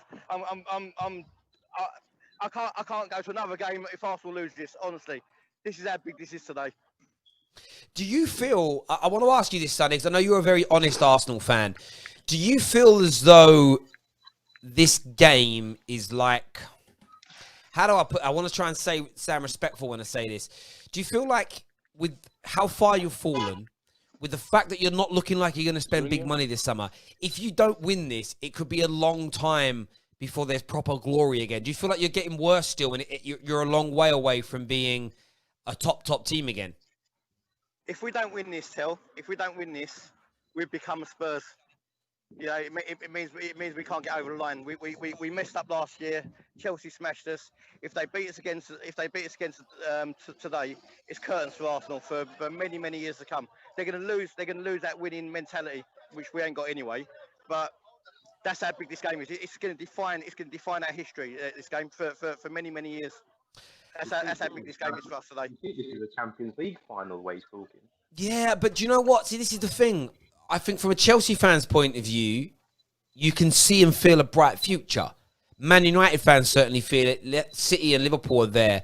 And I think that's something that's quite... I don't like devaluing the FA Cup. I think it has been... And I look at this as a cultural thing. The FA Cup's massive for me as an Englishman and as a fan of English football. And I think it doesn't matter to me from Australia, America, wherever. If you watch English football, the FA Cup should mean something because it's part of the football, the British football, English football heritage. But for Arsenal... I think when Arsenal fans are really honest with themselves and they're not talking up for cameras, and Nagel said it last night, Nagel basically said whatever happens to Arsenal, he is going to publicly be positive. That's fine because you're keeping up like a united front. But in the cold light of day, most Arsenal fans, hand on heart, know they may not be back at the highest level for 25, 30 years. It could be that long. Terry, if I can interject, sorry to interrupt. The thing is, this is so big for Arsenal, right? Regardless of whatever trophy it is, whether it's the League Cup or the FA Cup, Arsenal still need to have a hand in winning trophies, even though they're not the biggest trophies, right? If we don't even get these trophies, we're so far away. It's scary. And if Arsenal don't win today, it literally is curtains for us because I see you saying, right? The realisation of how bad our season has been this season and how bad we've been in the previous three or four seasons is going to really hit home, and there's not going to be a content Arsenal fan around anymore. It's going to be such a toxic atmosphere going into the new season because we know they're not going to invest. It's going to be toxic at Arsenal unless they paper over the cracks and win this trophy today. You could easily see an exodus from Arsenal after today if they don't win.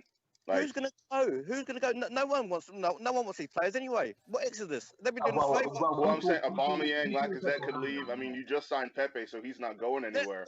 But you could also see some of the midfielders, some of the 72 million they paid for Pepe. 72 million. Man. Well, that's what I'm saying. He's staying. He's not going anywhere. But if Aubameyang and Lacazette both leave in the same window, which could easily happen if they don't win today.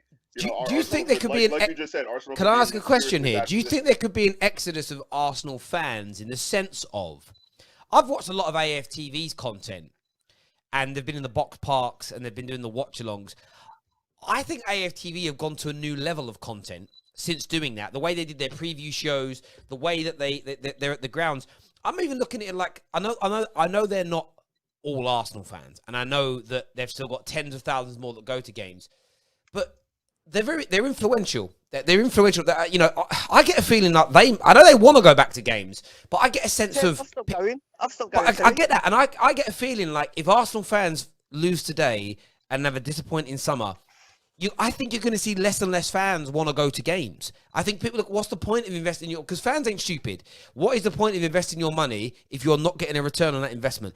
And we know that spending money isn't a guarantee of winning, but you want to see your team striving to win. And when you're offering 20 odd million pounds, a packet of Weetabix, and an average player for Thomas Partey, when he's available for just 45 million pounds, for me, you're running like a joke. A category A game at Arsenal costs 90 quid till. Who's got money nowadays? Can I say something? Go on, mate. Go on, test. For me, I think Arsenal fans deserve this. This is their fault. No one deserves this. Wait, let me say why. Because they got Wenger sacked. Like, Wenger was getting top 4 consistently with Marwan Chamakh. But when he worked for 2 years Don't dish Chamakh. Chamakh was a baller. Chamakh was a proper baller. Only in the last, he didn't get top 4. Yeah, and now they got him sacked. So they deserve this. See, I test. I wouldn't say they deserve it. I test. You've got it wrong. See, no, you got it wrong. You got it wrong. I test. I test. You got this wrong. I'm sorry to cut in over everybody. Where you're wrong on that eye test is yes, some Arsenal fans were influential in putting pressure on the club to get rid of Wenger. But they didn't ask for the club to be run poorly since. They didn't ask for the wrong appointments to be made. They didn't ask for the transfer dealings to be done in this way. Owner, that's the problem, Terry. That's the real problem. Wenger was doing a good job with the investment he was getting with the players he had. Like, You should not even talk about Arsenal, bruv. You don't know what you're talking about at all. I know exactly what I'm talking about. Marwan Chamak. You don't know fuck all, bruv, about Arsenal. You know nothing. I test. For me, with Arsenal, it wasn't the fact that they got rid of Wenger. It's just the way that it all happened, and I think that negative energy has just stayed at the club, and it's affected everything they've done afterwards. It's Arsene Wenger, after he won their first FA Cup, he should have gone. Wenger. The real issue wasn't Wenger. It was the board and how they were run. They should have been. What are you talking about? You don't know nothing. You know that, bruv. You're embarrassing yourself. You're embarrassing. You don't know nothing, bruv. Do you know what? You should go and watch bloody fucking something else. I'm telling you, bruv. You don't know nothing about Arsenal at all. You called for Wenger out, and now look where you are. Like, how bad was he? Wenger was a poor manager. He was wearing out. You can't say that, man, because they were going downhill, even with Wenger there anyway. Like, they lost 6-0 to Chelsea. That their board doesn't want to back the club. They're never gonna get top 4 again. Wenger was doing it. Like, I don't see Arsenal ever. But they don't want to be top 4. That's not the point. They don't want to be top 4. They want to be in the league. Honestly. That's why fans are sunny or not. They're not upset that he went. They're upset that he wasn't getting top of the league. I think they made the right call to get rid of Wenger because he was. They were declining. They had to get rid of him. Yeah, you can't say that they made a mistake. They went down. Listen. You lost 8-2 to United. You know, if you lost 8-2 to some team at Chelsea, you will get sacked and you already be a job center. You know. Top 4 is not a trophy. Don't get twisted. Top 4. No one remembers you if you've been in the Champions League or not. It's all trophies. All trophies. So you know. I don't know. No one remembers you if you're in the top 4, bruv. You're talking rubbish, bruv. You're talking rubbish. No one remembers you if you're in the top 4. It's all about trophies, bruv. Trophies. You look at history. You look at trophies. Are you? So what are you talking about? You're not winning trophies. Sonny. No one wins. You're looking in hindsight. You're looking at hindsight and you're going, looking back on it, they shouldn't have got rid of him because look where they are now. It's not their fault. You said originally the statement was the fans. It's not their fault. They wanted to aspire to be higher. Let me ask him. Let me ask him something. Let me ask him something. Would you have Wenger as a Chelsea manager? Never. There you go. There's your answer. Why should they have him if they want to be better than us, better than United? Why should they settle for Wenger? That's the point Sonny's trying to make. You know, Wenger's a good manager. Like he was a good manager when he first came to the Premier League. He was a good manager for a stretch of time, but obviously he declined. Mourinho has declined as well. Like that happens. Players go downhill towards the end of their career. The same thing happens for managers. It was Wenger's time to go. You know what? At the end of the day, you keep letting players leave for nothing. The money runs out. The self-sustaining model, they've run it terribly. A chimpanzee could have run Arsenal better than the way Arsenal have been run. Yeah, so it's not Wenger. It's He's one who's in charge of it, my brother. Seriously, honestly, bro. He's the one who let all this slide. He's the one who kept players for too long. He's the one who think he was their dad. He got too close for it. He thought he was Arsenal. Arsenal was formed in 1886, my friend, not 1996. To be fair, Sonny, part of what you're saying has to do with the ownership group as well. Like Kroenke is not the best ownership group, and he obviously did give a lot of power to Wenger to be keeping the players, to be running the transfers as well. So that is part of it. But however, you know, it was his time to go. Arsenal now is an asset. It's an asset to make money. That's all this. That's all exactly.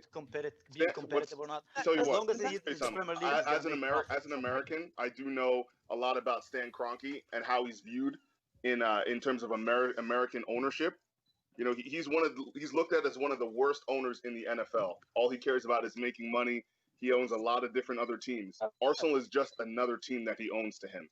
He only had one good team. He only had one good team in the NBA, and they got lucky because, like, literally, they picked geezers who no one would have picked, and they all just turned good at one point. That's literally how they got there. Listen, the LA Rams went to the Super Bowl a few years ago. That was his entire focus. None of the other teams that he runs has nearly the type of attention that he gives to the LA Rams. That's what he cares about. So that's part of the problem. You know, your board is run by, you know, I think one of Kroenke's sons. As Yeah, far you as know, Kroenke's he's a billionaire. He's just looking for an asset on as like far as investment. Kroenke's concerned, Arsenal's doing well right now because his back pocket's getting fatter. That's Exactly. literally Yeah, it. that's how it is. Exactly. He lost 30 million this year. He lost 30 million. If I'll tell you something, if Arsenal play behind closed doors next year, they're going to lose another 144 million. They're going downhill, and they're going downhill very, very quickly. Yeah, but Sonny, that's But happening Sonny, to everyone. what's That's not 30 million to a billionaire? What's 30 million to a billionaire? It's 30 million is a lot to billionaire when it's a self-sustaining model when he's not putting his own money in. Yeah, but when he's making profit on the other one, it don't mean much. Yeah. Sonny, 30, I'll tell you what, 30 million is nothing to Roman Abramovich. Guy just made $1 billion. Yeah, but I think what you're missing there, what Sonny said is it's not a lot to a billionaire. It's amount, but it isn't like going to destroy a billionaire. But Kroenke and the Glazers are both the same. They don't put any of their own money in. So if Arsenal lose £100 million of income from their turnover, the club loses £100 million of turnover. If Chelsea have it happen or City have it happen, their owners will pump money into the football club to subsidise it. Our clubs don't. So that's why it's so important. And it's why Man United fans are so happy to get the Champions League, because we know that generates it increases the income that's coming into the football club. And it's so important. And that's why I say what I'm sitting here and saying.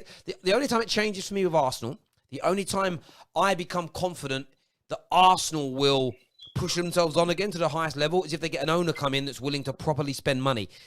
Because for me, they're That's dropping, exactly that was my point. Yeah, no, I get that, and they will continue to fall as long as there are 4, 5, 6 other teams in the Premier League that spend more money than them. Man United, Arsenal can get relegated, Terry. Arsenal can get relegated. Let's not get it twisted. Our youth players No are one's not good. saying that. It can happen. It can happen. If they, No, if they, to be fair, I reckon Arsenal. They'll drop. I reckon Arsenal are Arsenal too big of a club to be relegated. No, they're closer to relegation than the title. I'm serious about that. They're closer to relegation than they are to the title. To me. But they're not getting relegated. No, don't get it twisted. Arsenal are too They big of won't a get club to relegated. get relegated. They lose their main players, bro. Is because they spend money. They spend money. They're just not efficient with their money. They've That's the replaced problem. them. They don't not spend money. They spend You're money. not missing the point. You're not missing the point. They replace what they've lost. They do not spend. All they're doing is filling holes. Yeah. Yeah, no, but you're acting Sonny, like you're Paul. You're acting like you're Paul. Aubameyang will stay? yeah. Listen again. So this is what I'm going to say. Sorry, because everyone's talking over each other. What Sonny isn't saying they're poor because they spend their own money. The point is, if Chelsea, if Leicester, if City, everyone in the top six, Liverpool, look how much money the owners have actually pumped into the club out of their own back pocket, and compare that to, forget United, and compare it to Arsenal. Arsenal don't. So if they lose £50 million of turnover through gate receipts, and then another 20 million because they don't make the Europa League by not winning today, they cannot recoup that money. And they do spend, but they also spend badly. And because they spend badly, what they then sell on doesn't make them any money, or they're still losing in relation to that. And that can only go on for so long. And that's why, since 2004 until now, Arsenal have very slowly but progressively got worse, which is the same reason why it's very different Man United fans and Chelsea fans celebrating getting back into the top 4 this year than it is Arsenal celebrating it when they're on the way down, because everybody could see what was happening at Arsenal. But too many Arsenal fans had the Egal model for too many years where they just carried on. They were smiling, but underneath the smile, it was like, oh yeah, I am a bit worried though. I'm a bit worried, you know. You could see it. And I think it's all going to come spewing out if they lose today. When He we knows bought their place. He knows his place. That's why. We bought Aubameyang, we sold 5 players, right? If Aubameyang leaves this season, who are the other 5 players we're going to sell? They're not worth nothing. At the end of the day, they're going to have 9-year-olds fucking representing them soon. We've got a super chat here that says Liverpool don't spend money. No, Terry, right. I know it's Chelsea, Arsenal, but I have to say this: Liverpool are not Moneyball. This whole notion of Liverpool being Moneyball actually annoys me because they act like they're poor and like they don't like they're making money out of magic and their players are this, that, and the other. If you actually watch the film, yeah, they're the team that he moves on to where they actually have the money to spend so he can actually complete everything. Yeah. Listen. Liverpool fans have this habit And by the way, they have sold well and bought good in the last 2 or 3 years. Nobody's denying that as a fact. But this notion of Liverpool have tried to create this fake narrative that what they've achieved is an underdog story. It's going to be turned into a Disney movie to inspire the world in a few years' time. It isn't. They've spent massive. And by the way, Liverpool Football Club, barring Man United, Chelsea and City, you're the highest spenders in Premier League history. Before you won your first Premier League, I think you spent somewhere in the region of 1.4, 1.5 billion pounds. So please don't come in here acting like you're Oliver Twist. Can I have some more, please? Some more? You're not. Sit down. Sit down. Do you know what Liverpool remind me of? Liverpool remind me. You know those annoying people on social media, the champagne socialists? Like the millionaires and billionaires that try and act like they grew up on a housing estate. You know those people? That's them. Champagne socialists. My days. You know what? Yeah. As Arsenal fans, so we're in a no-win situation, right? We win the FA Cup, we're going to be happy, and then you're going to get this delusional Arsenal fans like Gal, who's going to be so gassed, like there's no problem. These lot are totally missing the point. You should be happy. That's your level now. You're mid-table. Be Don't grateful. tell me what our level, bruv. Unless you're Mystic Meg, bruv, you don't know what our level is, bruv. No, Sonny, trust Arsenal.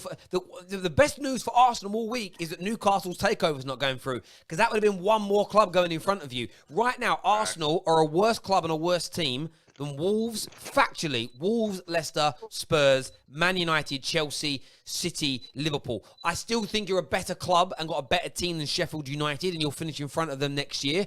But all those other teams are ahead of you. They're all ahead of you. You know what? The bloody youngsters. Terry, even for me to throw in Southampton, I'm not even lying.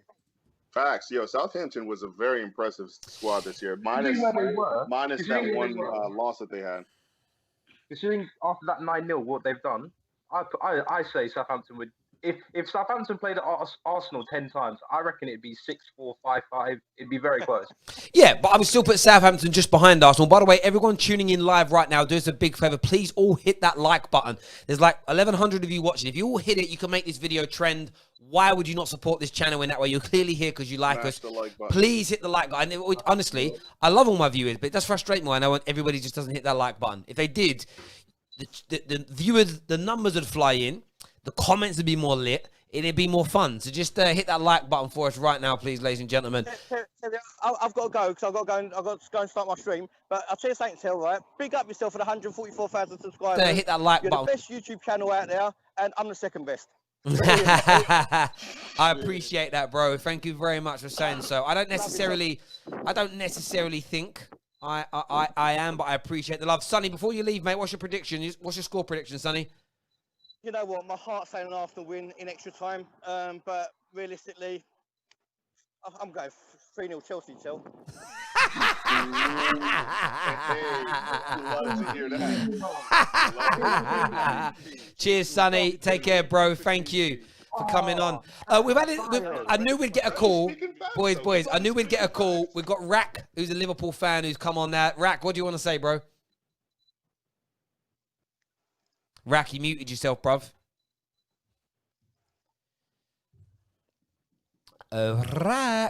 Rakius. Hey, Rakesh Singh. can you hear me? Yes, bro, we can now. What do you want to say, bruv? Look, first of all, I hope Arsenal win today. Fingers crossed. I've got a few friends who are Arsenal fans. Well, my business partner's a Chelsea fan, so he's not probably going to approve of this message. But yeah, I'll be glad to see Arsenal win. Cool. Yep. And just about what Dave was saying about Liverpool not being Moneyball. I mean, yeah, we are pretty Moneyball. I mean, that's the No, base. you're not. No, what's the film, bro? You're not the Oakland A's. You're the White Sox when he moves on. David, the problem is you don't know the facts. Billy Bean doesn't move on. Billy Bean is still at the Oakland A's. He never moved to the Red Sox. The Red Sox is owned by John Henry. He never moved. No. I know about the book. I know about the book. That's the first part of the story. No, I'm saying you are. One minute. Let me explain. So the second part of the whole Moneyball thing is not about spending pennies. It's about getting the best value possible. Even our most expensive signings, Van Dijk and Alisson, tell me we haven't got value for money for those signings. They're revolutionary signings for our football club. Revolutionary. They have increased in value since they got there, to be honest. But Even some of the other signings like Gini Wijnaldum, Sadio Mane, Mohamed Salah, like they weren't superstars when they got to Liverpool. They've improved massively since they got there. So I will give you guys that. Klopp has done a huge amount of benefit for him. No, but that's what Moneyball is about. Moneyball is about deriving the most value for the money you spend, and I don't think it's questionable that you're the second bit of the film, not the first. That's what I have to say. Listen, I mean, again, what I've said before about Liverpool, I stand by it. You've done very good business the last 3 or 4 years, but this notion that Liverpool don't, like, you're the fourth highest spenders in Premier League history. I don't care what you've done the last 4 or 5 years. You spent £1 billion and never won the league. So Liverpool have spent money like everybody else. It's as simple as that. You're not a small club. Is it relevant what Liverpool spent in the 90s? Like to this specific discussion, is it really relevant when we had? Yes, it is. It is, and I'll tell you why. No, I'll tell you why it is. I'll tell you why it is. It's relevant to me because it doesn't matter. Like, you're spending it better now. Liverpool are such a big club. You have the P's to spend because you have a big revenue and a big turnover. You can't equate yourself, and no matter how you go about doing it, in my opinion, you cannot equate yourself to a Leicester, to a Roy of the Rovers, a rags to riches story because you are rich. You know, you're acting like champagne socialists, and I don't agree with that. I think it's disrespectful to actual underdogs. No, so the Leicester story, unequivocally, the Leicester story is the most incredible story in football and world sport history, in my opinion. The fact that Leicester won the league is, I mean, that isn't my point. That isn't my point, Rack. That isn't the point I'm making. Liverpool are one of the biggest and one of the richest clubs in the world. Yes. One of them, yes. And you've spent hundreds and hundreds of millions of pounds since Klopp has been there on players, yes? Yes. And you spent billions, over £1 billion since the Premier League begun, 4 or 5 spenders in the Premier League, yes? That's irrelevant. No, is that yes or no? You're not a rags to riches story. You're not a rags to riches story. End of. Terry, listen. If it wasn't for Liverpool coming out now, Man City would be looking at their 4th consecutive Premier League trophy, right? The only team that's come close to matching Man City since Pep's has been Liverpool. 4th. And if you look at the budget, What do you mean 4th? Hey, stop talking. What do you mean they're 4th? Stop talking. What do you mean they're 4th consecutive? They only won 2 on a bounce. Okay, yeah, they won 2 on a bounce. They would have won this season. They're 15 points ahead of Manchester United. And right. Look, and we've already agreed that, and you've said several times that next season the top 2 most favourite teams are Liverpool and Man City. So if Liverpool weren't doing what we're doing, then they'll be looking at their 4th consecutive. And that's fine. That's got nothing to do with what I've said. All I'm saying is you are not. Can you admit now? Yes, or are you not a rags to riches story? Well, I don't look at football in those terms. No, I only look at it in that terms. Guys. I only look at it in that. It's the last thing we're going to say on this subject. I only look at it on that terms when people from Liverpool try to sell it as a rags to riches Disney story. They try and sell it as a movie. That's what you think, but no one's saying that it's a rags to riches story. Jurgen Klopp called you underdogs. Stop. What Liverpool Football Club ever said, oh yeah, we're complete paupers. Hang on. Well, let's slow down. Everyone slow down. Don't Liverpool fans say the biggest part of your club are your fans? Your fans say it. They're the biggest part of your club. That's your club saying it. Let's move on. FA Cup game today. Who's going to win, Rack? Arsenal. Why? So. How? To be honest, it's a tight game. I like what Arteta's been doing there. I think I was listening to the conversation earlier, and I thought that some of the guys are being very harsh with Arteta. Like Lee Gunner, he talks some nonsense. That guy. I saw him after 6 games of that Arteta came in. He put up some table on Twitter saying that he's the worst manager, like comparing him to managers of Arsenal from 100 years ago, which are totally irrelevant. Arteta, I've been to see Arsenal live at the Emirates this season. I actually went to the Man United game, and you could see that patterns of play were developing. It's very, very far from a complete team, and he needs time, but he's going in the right direction for the short period that we've seen him. So I think he needs to be given some credit. It's not a complete squad. There's holes all over the place, but I think Arteta's going on the right way. I think he's going to be good for them.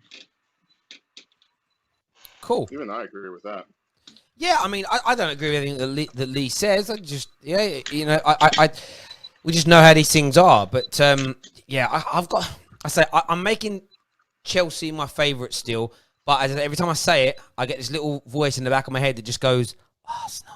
I can't get rid of it. It doesn't want to go. Whatever I do, it doesn't want to disappear. It doesn't want to go away. Aza with a super chat says, We have money, we just don't spend it. Get that in your head, Terry. Oh, you certainly do spend it. You certainly do spend it. Do you know what's interesting? Do you know what's interesting about Liverpool spending as well? And this is what I find amazing about it. I thought that was the last word on Liverpool. Well, no, it's a super chat, and we always interact with super chats because people pay their hard-earned cash to speak to us. So I think it's very, very fair to discuss it. I think from my point of view is this: net spend is something that one isn't real in the short term and isn't really real at all, because net spend is the overall profitability that your club makes. That's how clubs equate what they're going to spend. It's based on turnover. So yes, part of your turnover is the sale of players, but you can't then count it twice, which is what people try to do as a general rule. But the biggest element for me is this: people say we only bought Van Dijk because we sold Coutinho, but we all know that's nonsense, because you were trying to sign him in the summer of 2017, and you were trying to convince Coutinho to stay. You would have still signed Van Dijk whether Coutinho had gone or whether he had stayed. So this again, these are the little lies that get told to make a story sound more beautiful and romantic. It wasn't the case. Even in the January when Coutinho left, you were still trying to say, look, please stay. You know, Klopp sat down with him and said, you will only become an every other player when you move. Here you can be a legend. You don't do that if you're trying to sell him. Equally, you weren't actually really looking at Alisson. You stole him really from Chelsea. But the reason you would have gone for a new goalkeeper even if Coutinho would have stayed after Karius' mistake. So there were all these little weird little kind of, and again, factually, you did sell him and then you spent a fair sum of that money to buy those players, but you would have bought them anyway. So for me, it just becomes an irrelevance that you sold somebody who, by the way, who wants to celebrate one of their best players wanting to leave. I always find that a really weird notion. Arsenal fan did it for 15 years. Net spend's great. Yeah, because you sell your best players. Why are you happy? Why are you celebrating that for, bruv? Madness. Weird. Kind of strange, in my opinion on that. But look, the players are coming out now. They're lining up to listen to probably to the national anthems and whatnot. Guys, I'm sure we'll speak to you all after the game. Make sure you're live on the Football Terrace for the match reaction show. We're going to have Adam on, KJ on, David on, Prime on, and many others. We'll open the lines up to people can call in and have their say as well. Cheers all for making this hour and 45 minutes before kickoff nice and enjoyable for me. Speak to you all soon, yeah? Take care. Cheers, Terry. Cheers, boys. Thank you.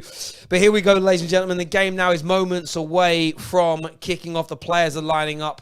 They're going to be listening to the national anthems. No crowd at Wembley, of course, because of social distancing rules. Get your score predictions in right now. Want to hear from you. It's not nonsense, Terry. Coutinho got offers in the summer. Yeah. Oh, God. Yeah, he did. But while Liverpool were trying to sign Van Dijk, they were trying to convince Coutinho to stay. If Coutinho would have said, okay, I want to stay, they still would have signed Van Dijk. So the point is, they did make a big amount of income and spend money on these players, but they would have bought these players anyway. It's how you sell the story. Does that make sense? It's just crazy. The money was going to be spent on these players regardless of Coutinho staying or going, because we're trying to convince Coutinho to stay. So there we go. Kelly here says 2-1 Chelsea. Mustafa says 2-0 Chelsea. Loads of different predictions coming in here. But as we always say, we want your views. We want your opinions. I've got a little feeling Martinelli might have a big game today. Might have a big save for Arsenal, of course, in their new Adidas kits today. It's going to be an interesting one for me. Really excited about this. Really can't wait to see how this game goes. How it pushes forward. Other comments we've got in here. There we go. Thank you for all the super chats and all of our new members. If you are a member, get your score predictions in. This is how we want you to put your score predictions in if you're a member of the Football Terrace. We're going to put Arsenal in first as the emoji. I'm going to put mine in here. I'm going to throw this in because I just keep getting this scoreline in my head. That's how we're going to do it. You can't write the predictions any other way on any other channel unless you remember that. I'm going to go 2-1 Arsenal as it stands right now. But Gooners, how you feeling? Chelsea fans, are you nervous? We're about to have 90 minutes of epic football. Could be even more. With injury time and, of course, penalties that could proceed this game. So it's going to be a right interesting one. Before we go any further, please do me a favor and hit that like button. Please hit the share button as well. Two of the very best ways that you can support the Football Terrace. And we And we do need that support. We do need that help, as always. Let's try and get this stream to 1,000 likes, please, ladies and gentlemen. It'd be amazing if you could help us get there today. It truly, truly would. So please help us out with that. Would be amazing, as always, if you guys could help us out. As I say, hit like buttons, hit share buttons, hit retweet buttons, all that jazz. Thank you, thank you, thank you, thank you, thank you. What are more of these comments he's saying? If David Luiz has a good game, Arsenal will win. That is coming from Lord Zola. Come on, Chelsea fans. You're not bottling this on it. You're not going to bottle this now, are you, Chelsea fans, and start acting like you're the underdogs? You're not going to try and do a little Liverpool here and play it down like you're not the best team out here. But there we go. So get a hot mic downloaded for us right about now. It'd be amazing if you could. Really important to us as a channel. Massively important to us as a channel that we get that done and we get that support. Who else we got here? Enjoy the game, guys. That's from our moderator, Lincoln. E-Boss says, remember, we only got 3 players in the combined 11 if we win. Yeah, absolutely. If Arsenal win, do you know how big an achievement this is? You are a mid-table Premier League team. You are no longer a gigantic club in the Premier League. You are no longer a Champions League club in the Premier League. You are no longer in the conversation at the top of the table. You are no longer competing against the big boys for the big signings. You are not that team anymore. You are not that club anymore. So this is huge if Arsenal win today. This is monumental if Arsenal win today. This is probably the biggest trophy win in Arsenal's Premier League history if they pick this up today. You could even argue bigger than the Invincibles because of how far you have fallen. So here we go. Game's about to kick off. FA Cup Final 2020 live here on the Football Terrace. And here we go. Nearly 120 new subscribers since we've been live, which is amazing. Some of these comments. What did Grey Wolf Dinner say? I missed that comment. I'm going to go back and check it out. It says, Arsenal have turned into Everton. Well, they kind of have. I don't think we can actually get away from that. They kind of have. I think that's pretty fair analysis. I really, really do. 1 second here. There we go.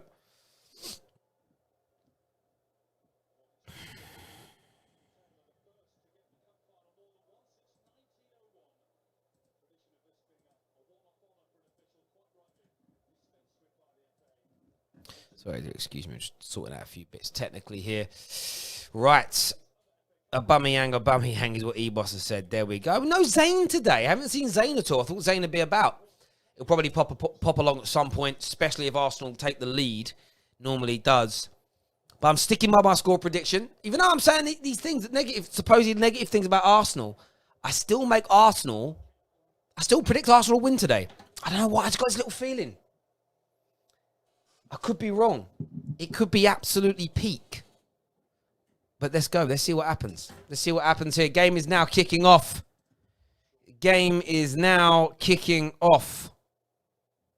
Remember, no Willian in the team today.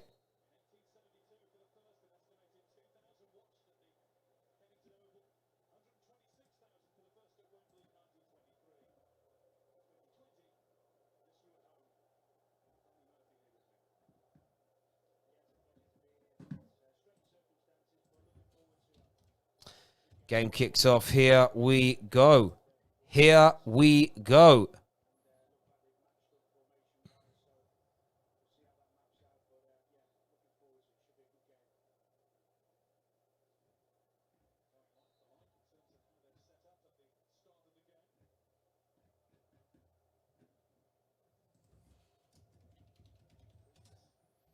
All right. Hit that like and share button for me, please.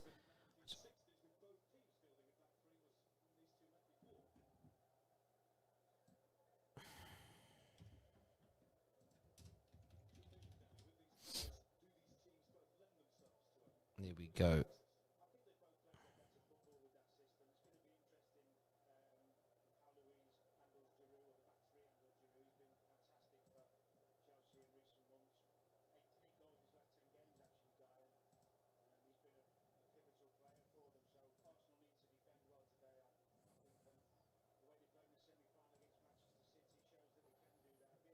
Wow. So many Arsenal fans saying it's going to be an easy win today. Let's see what happens. But here we go. We're live. We're here for you. Just over a minute into this game now. It's going to be interesting to see. A lot of people talking up how good Ceballos and Granit Xhaka are going to be in the middle. That's going to be a key battle.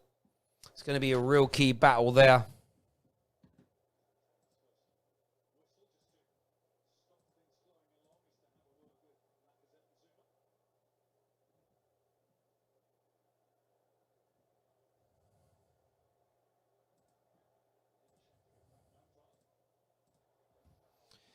Maitland-Niles here going down the left. It looked like it went out. Not Givens. Good cross. Aubameyang! Ooh, nice early opportunity there for Pierre-Emerick Aubameyang. A lot of pressure. A lot of pressure early on. There'll be a lot of pressure early on in this game on the likes of Aubameyang, because people do call him out in relation to performing and scoring in these big games. It's really good work there by Maitland-Niles. Cross comes in. Rudiger there asleep. That was a really good opportunity for Arsenal. Really good opportunity for Arsenal there. Ball switched out here to Alonso. Again, Chelsea fans always seem much happier with Alonso when he's playing in a fullback role rather than, as a wing-back as opposed to a fullback. I did hear some say he's the best in Europe in a wing-back position, but we'll see. Olivier Giroud, hold up, play nice. Plays it in a Mason Mount. Mason Mount's tackled there. Oh, he wins the ball back nicely, though. Off Xhaka. Mount! Oh, good save. Look at that. Granit Xhaka has his pocket picked there by young Mason Mount. And they force a good save from Martinez early on. Granit Xhaka, supposedly the best holding midfielder in the league. Almost gives Chelsea a gift early on in the game. Granit Xhaka. Ghost Rider, are you watching? Ghost Rider, are you watching? Adam, Egal, Samuel, are you watching? Your boy just got pickpocketed. Like he was an extra in Oliver. Absolutely woeful there. Woeful. Corner here, taken short by Chelsea. It's whipped in by Reece James. Alonso! Handball! Oh, Aubameyang got away with that one.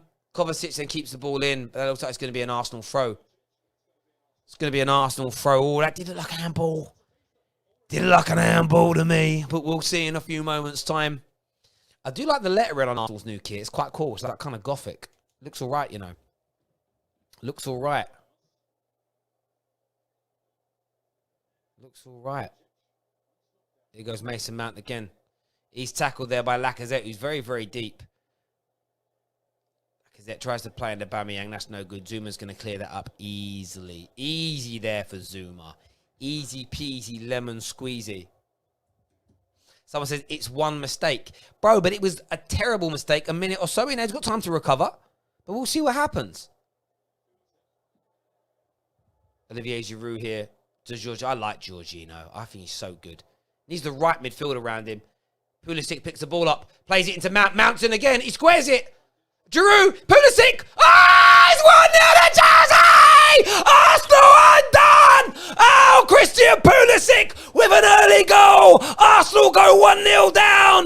That defence ripped to smithereens like a hot knife through butter. Chelsea Football Club 1, Arsenal 0 in the FA Cup final. Oh, where was the holding midfield? Where was the defence? Where was David Luiz?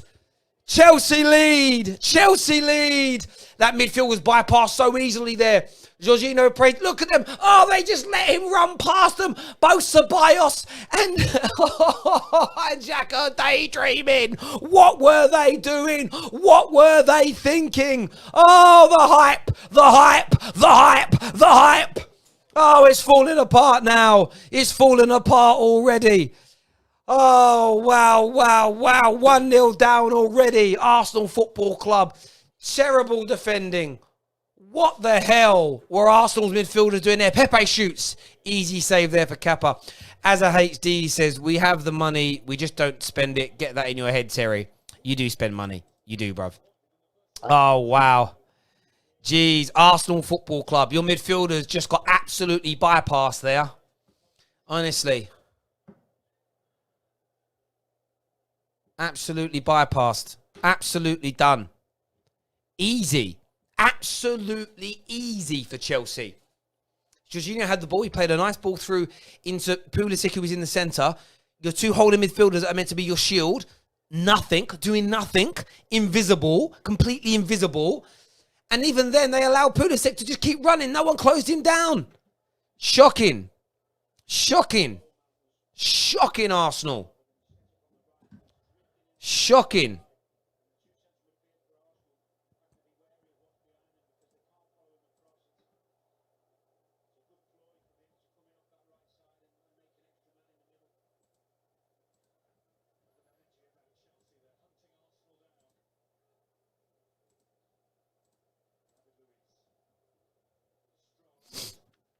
Oh, wow.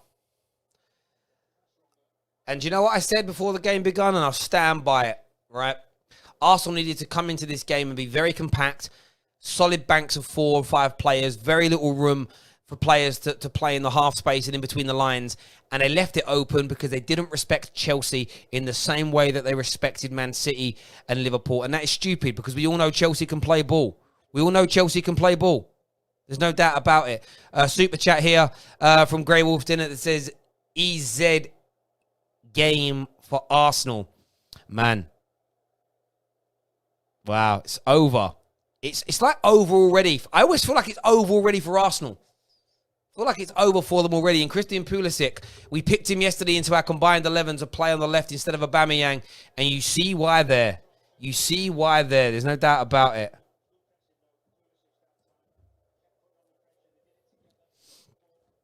Terrible, terrible, terrible, terrible, terrible.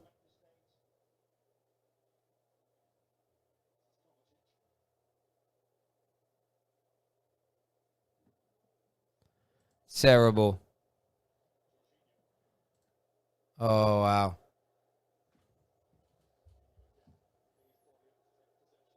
Absolutely shocking. Absolutely shocking.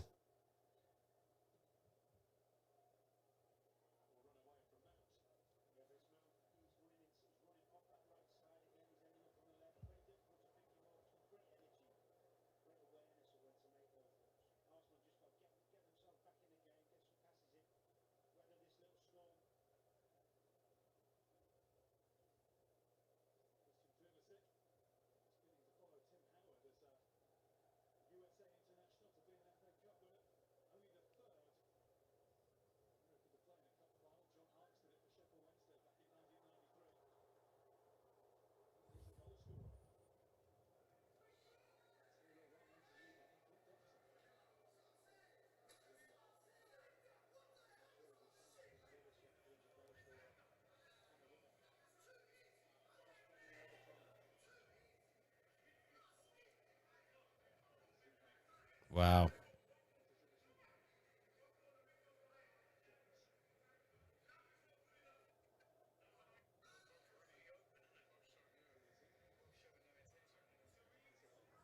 There we go. Chelsea coming in again. Pulisic! Oh, good save. Pulisic is absolutely destroying them at the moment. Come on, Chelsea. Love the channel, by the way, is what Kieran said. Thank you. Thank you very, very much. I appreciate that a lot. Pulisic's on fire. Pulisic's on fire. And can you imagine? Remember those deluded Chelsea fans that were telling us that Werner's going to play on the left and not Pulisic?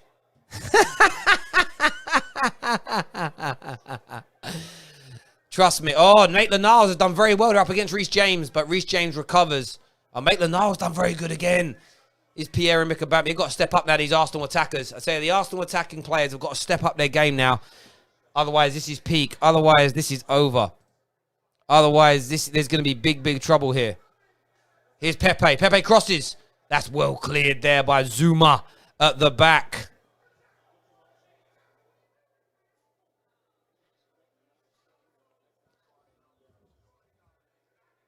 There we go. There we go.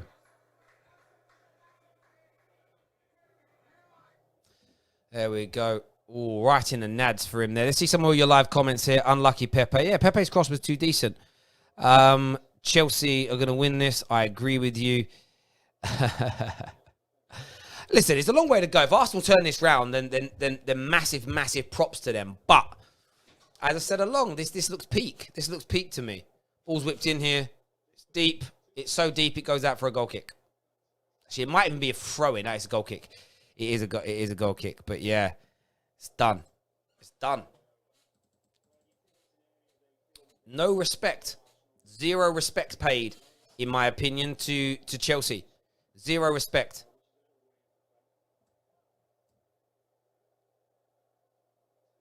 Zero respect paid to Chelsea early on in this game. I even heard DT in his commentary say something like, oh, we're both showing out each other our intent. Why are you attacking Chelsea for, Arsenal? You're not good enough to attack good teams. You're a mid-table club. You know, to quote The Rock, know your role and shut your mouth.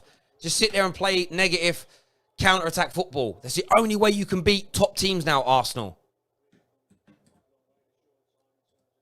Facts. Absolute facts, in my opinion.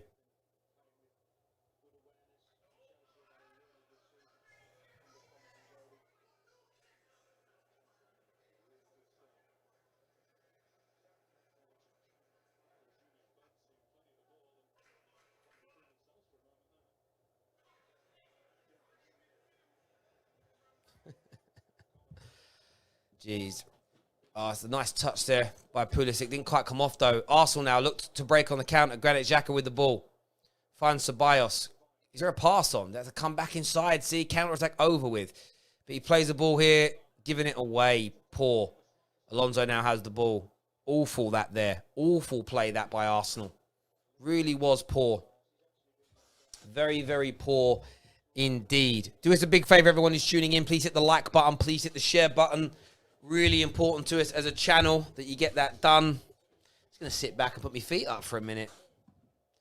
Just going to take a little rest. What's happened here? Who's at fault? Ooh, hang on. No, it's not a red card. I would definitely say a yellow though. I can't do that because I go too short on the camera. I've got to stay here. I want to get myself a footrest really when I do this because I sit here for a long bloody time. It's going to be a yellow card actually for Kovacic, and I would say that was the definite yellow card. There's no doubt about that. You can't make tackles like that and not receive any kind of caution. That would be ridiculous, absolutely ridiculous. It really, really would. Free kick opportunity here. It's going to be knocked over the top here by Ceballos. It's cleared by Alonso. Only halfway to Holden. Rob Holden's passed back into the box is poor. That's cleared. Maitland-Niles picks this up.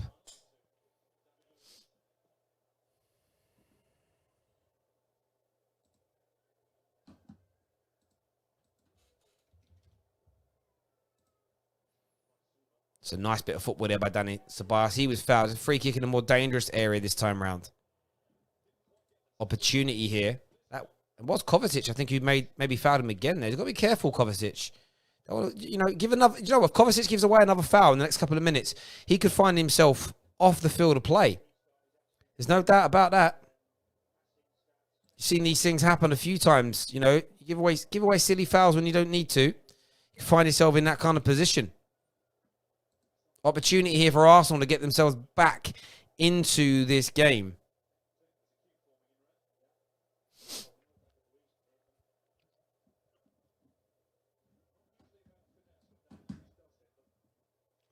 I would give this to David Luiz, you know.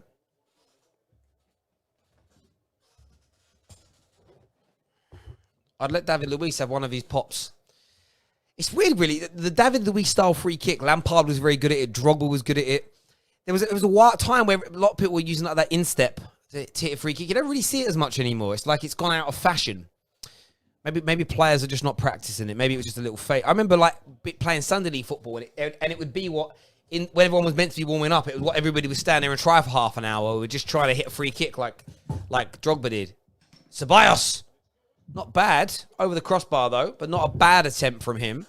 Not a bad attempt at all. Listen, we're 2 hours into this stream. Make sure you're all hitting that like button for me, please. Really do appreciate you hitting the like button.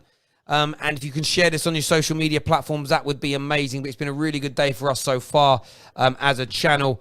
What we're sitting on now is this stream's done Look at that, 30,000 views already, which is absolutely amazing from our point of view. So a massive thank you to all of you that have helped make that possible. We always appreciate the love and the support you show us week in, week out. Here goes Pepe down the right-hand side up against Rudiger. That's good defending by Rudiger. Credit where credit is due because he gets a lot of stick. That was very, very good indeed. He stopped Pepe in his tracks there. And most people wouldn't fancy him up against him in a one-on-one situation. There's no doubt.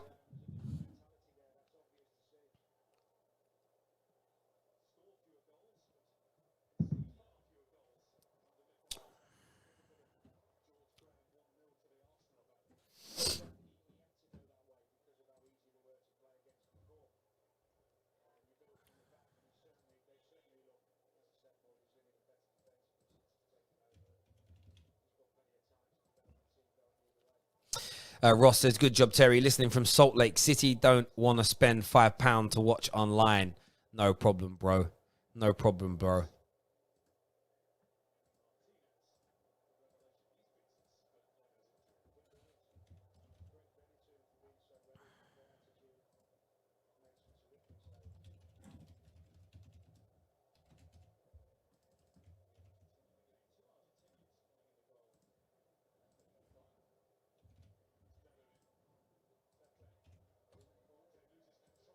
Oh, and he gave that way at the back there.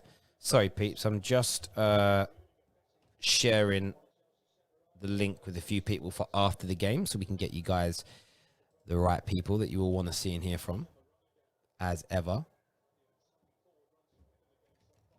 It's good defending again there from Chelsea, though.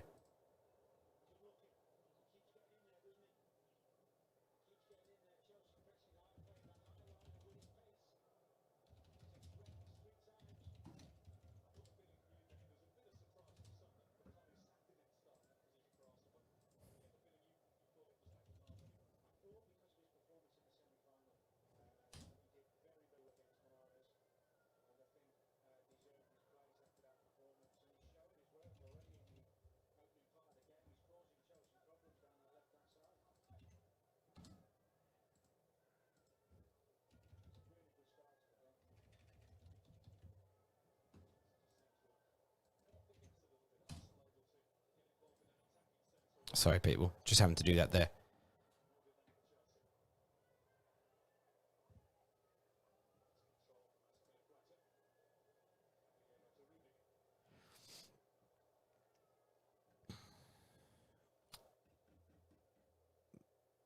Pepe has been poor. Listen, just give, look, all banter aside, let's give Arsenal a little bit of time to settle back into this game here.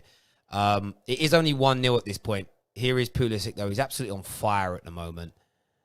Alonso on the ball here. Comes inside. Look at this space. Where are your holding midfielders? They're both sitting very deep here, trying to keep hold of Mason Mount. But what that means, if Lacazette and Aubameyang don't drop into the central areas, it means there's all this space and time on the ball for Jorginho.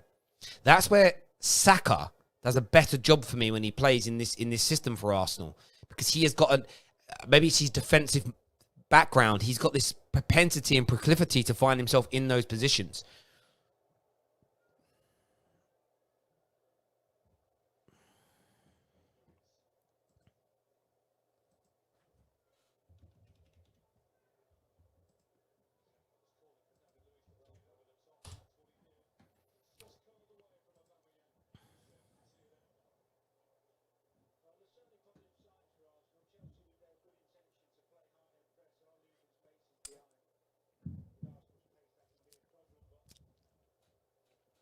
Listen, do me a big favor. Keep hitting that like and share button, please. And download Hot Mic right about now. Please.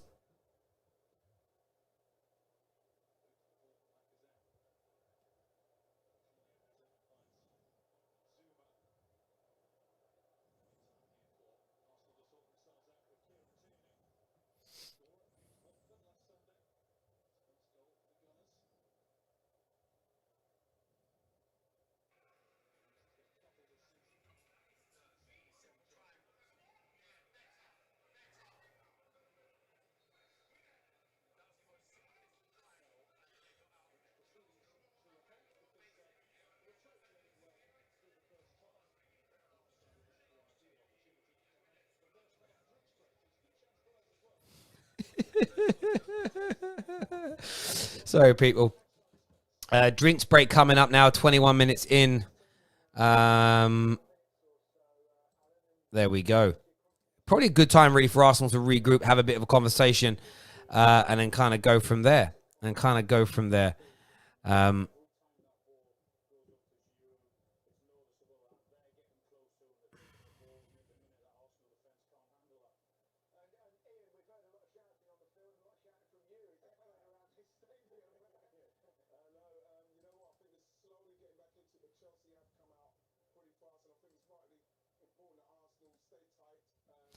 Zane's in the house. Zane's obviously over here because he's one of our moderators. So he's obviously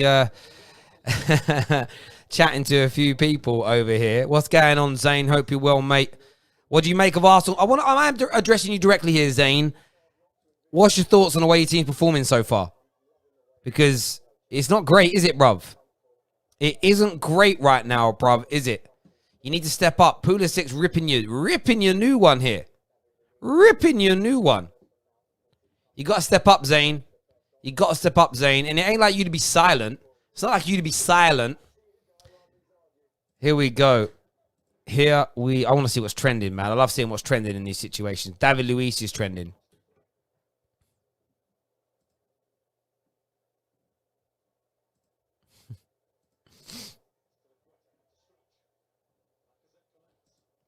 Crazy, man. Crazy.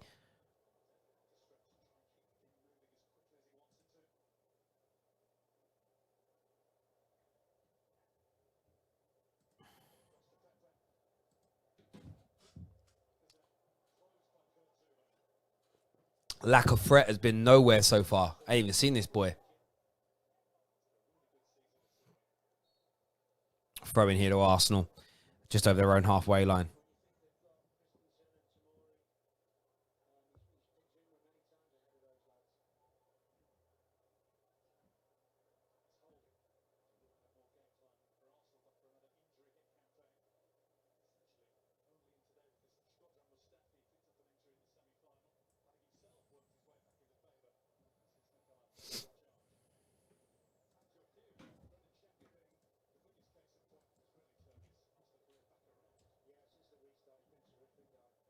There we go. All right. Terry, you're 7 or 8 seconds ahead of me. There we go. Ceballos coming forward here. It's a nice bit of football. Aubameyang's got the ball. Dummy. Pepe! Oh, what goal! Offside given, though. Offside given. That was a really good goal by Arsenal, though. But offside given. The great thing here about VAR is you never quite know. You might find it is a goal. Nah. See, this is the thing. I think it was Maitland-Niles offside at the start of it. So, yeah. No goal. Definitely offside. But nice move from Arsenal. That in itself, though, should instill some confidence. Arsenal have got to take that and go, right, we can come back from that now. We can show people what we're made of now.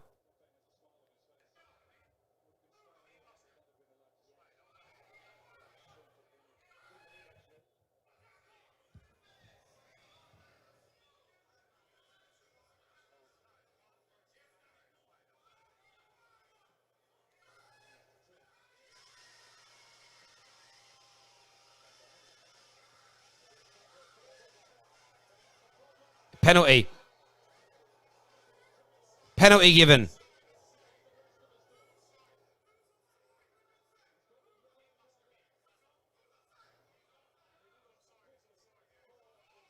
Penalty given here. Definitely a penalty.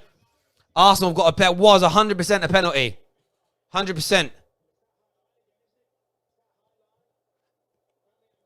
That was poor there.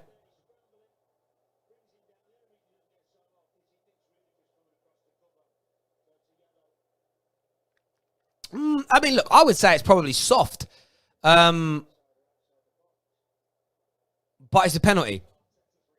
It's a penalty. And I'm surprised it's not a red card because it's not a legitimate attempt for the ball. But Arsenal now given an opportunity to get back into this game. Cherry, are you a Chelsea fan? No, I said it was a penalty. Soft, but it's a penalty. Oh, they're looking at the push on Aspilicueta. See...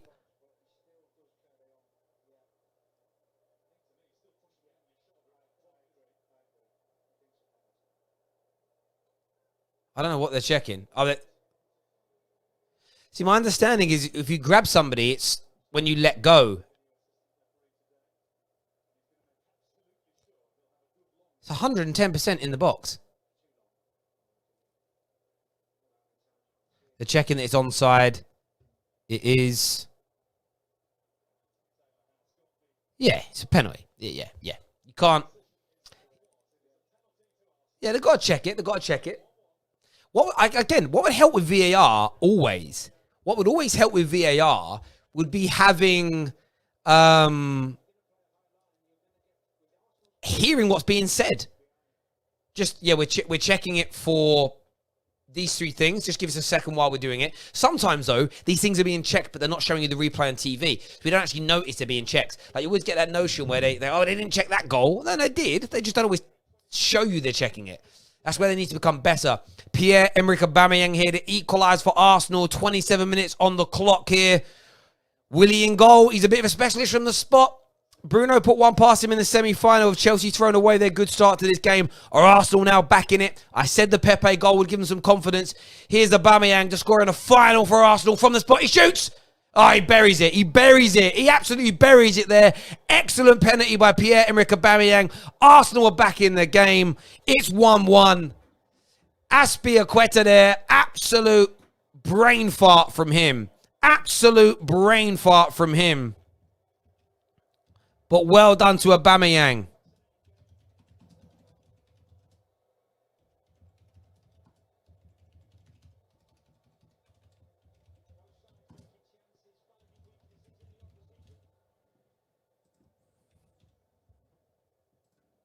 But there we go.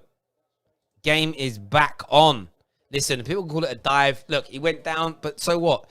If that was the other way around, Chelsea fans would be saying, it's soft. There's no doubt, a soft penalty. But it is what it is. It is what it is. Slow your heads down, man. Zane, you back with us yet, bro? Or not yet?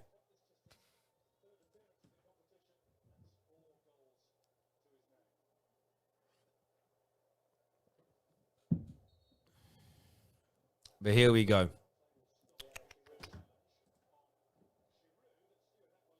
Ooh. Giroud's holding the bottom of his back. It's an elbow in the back. It isn't a red card for me. It's interesting. If David Luiz does that in your face, it's a red card. No. For me, you just do it back to him now, but you do it in the back, at the bottom. You don't do it in his head. Tammy Abraham maybe looking at coming on here. I think Olivier Giroud will be absolutely fine. 1-1 for everyone tuning in. 29 minutes on the clock. 29 minutes on the clock. What a game. What a game.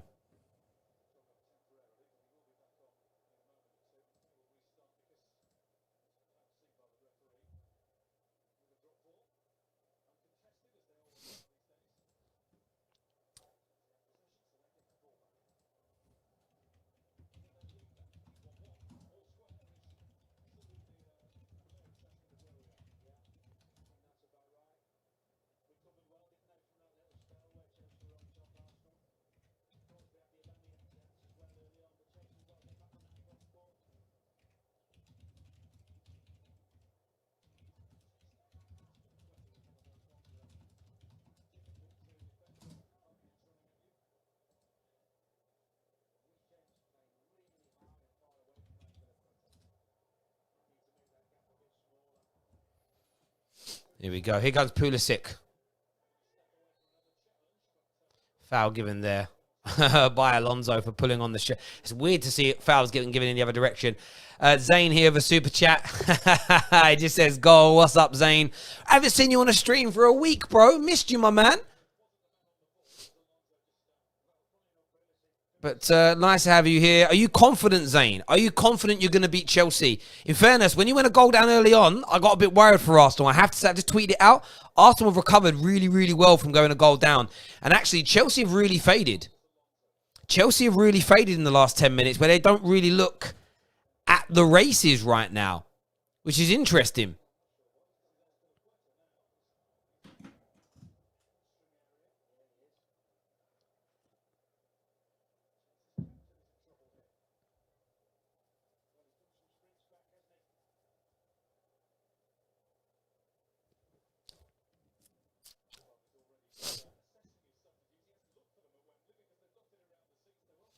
Who's down here? Aspilicueta's down. He doesn't look good, though. He looks in a lot of pain. What am I drinking? I'm trying to drink a little Heineken. It's FA Cup final day. Nothing wrong with a couple of little berries on FA Cup final day. Do us a big favour during this break here. Yeah, Aspie's done. Yeah, he's finished. He's out. Do me a big favour. Please download Hot Mic right now. I can't tell you how much it supports us as a channel by you downloading that app. You can watch all the games there. You can live sync them with your television. There's no adverts. There's multiple YouTubers available over there and multiple sports. If you like NFL, NBA, hockey, whatever it may be, all available on Hot Mic, all free of charge.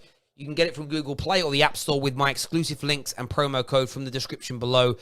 Please go and get that done for me right about now. It'd be amazing if you could. All the Champions League football is going to be coming up on there soon as well. What are your live comments here saying? Ceballos is a diver. Yeah, he got pulled.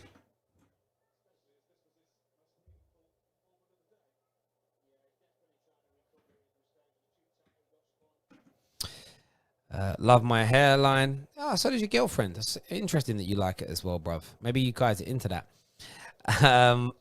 What did I say? I said Tierney was a big game player and he creates the ball.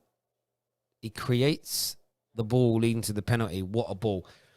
Yeah, listen, it was a good long ball. No doubt about it. For me though, it was just silly. See, this is where what Ashby did wrong there.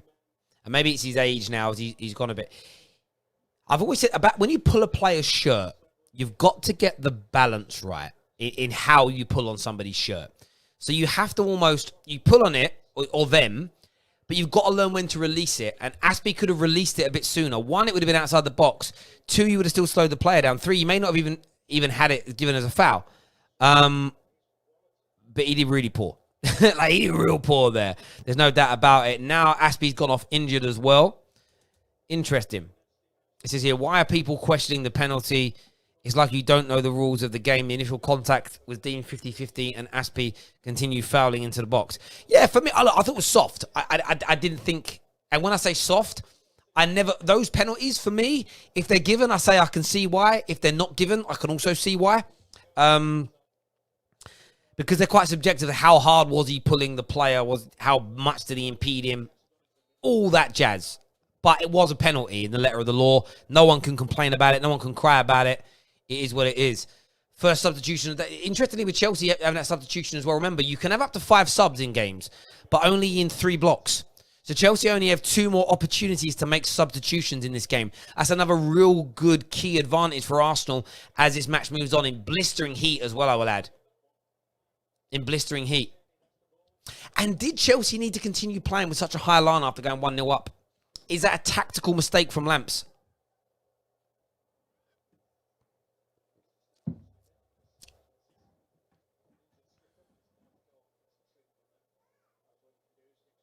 It's lovely there from Giroud. Oh, nice there from Alonso. Alonso's got some space to run into. Plays it in here to Mason Mount. He's in the box. Mount. Oh, just... Oh, Jorginho and Alonso got in each other's way. Very dangerous football again there from Chelsea. When they do attack Chelsea, they look dangerous. They do look dangerous.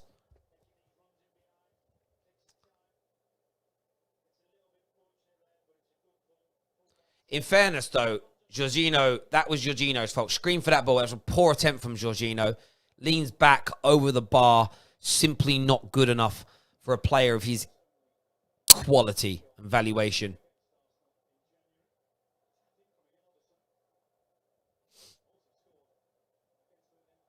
Oh, Ceballos nearly gives it away dangerously at the back. Arsenal managed to get out here. They do well to get the ball up to Aubameyang here on the left. Plays it inside to Laka. Sorry, inside to Pepe, who's gone central for a moment. But not much going on here.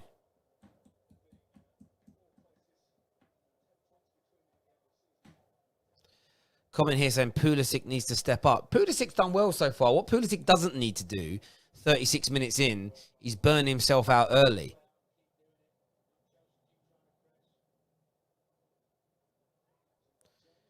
Oh, nice. Tierney picks the ball up here. He tries to switch the play over to Pepe. He does. Great control by Pepe. Oh, Pepe, that's beautiful. Bellerin, back to Pepe. Just got out by Chelsea. Desperate defending from Chelsea, but Kovacic drives forward. What a run from Kovacic. Has he got an option now to pass to? Inside the hole here to Pulisic. It's lovely there by Kovacic. That was beautiful. Absolutely beautiful there. What a run by Kovacic to get his team out of danger and almost started an attack. That was a rare thing of beauty. Here's Alonso on the left-hand side now in possession. Remember, we're live straight after this game on the Football Terrace with a live fan match reaction. Number of people going to be coming on. We will open the lines to you as well. Make sure you tune in. Keep hitting that like button for us as well, please. What are we sitting on now as a show? Sitting on... I don't know how many. It's not loaded yet. Hang on a second. Hang on a second. How many are we sitting on there? How many are we sitting on there? Not bad. 601. Liking that. Just keep hitting that like button, please. Really important. We want to try and hit 1,000 likes by the end of the stream. Oh, that's poor play out the back from Arsenal, giving away in their own half. Here is Alonso on the left. One thing I am going to say, though, this Chelsea team, when you add Ziyech and Havertz and Werner to it, is going to be nuclear. From an attacking point of view, it's already pretty damn scary. It's already pretty damn scary.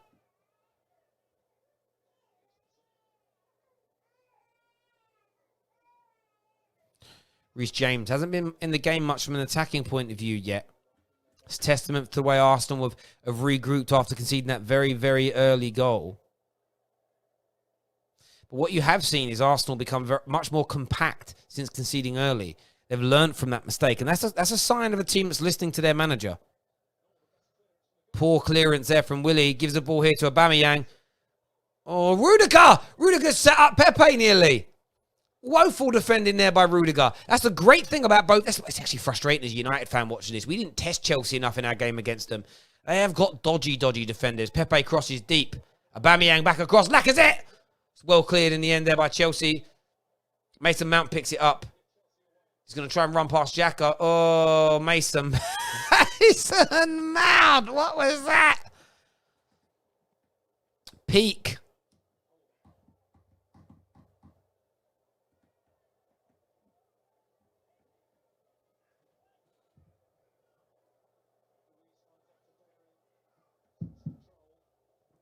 So that's a really good tackle there by Granit Xhaka. Fair play to him. That was brilliant. Best thing he's done in the game. That was excellent.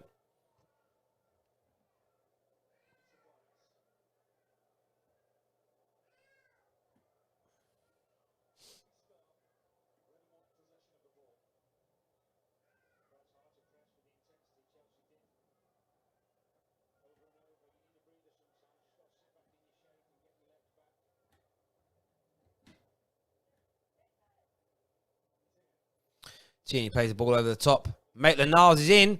Squares it. Gets right the way through to Pepe here. He's just in the inside of his own box. Gets it to Bellerin. Bellerin goes on the outside here. Won't be able to get a crossing from this point. He's got Jorginho for company, but he's still got Pepe there. Pepe crosses. It's deep. Willie doesn't make it. Maitland-Niles nearly gets it. Chelsea are on the ropes here. Chelsea are on the ropes.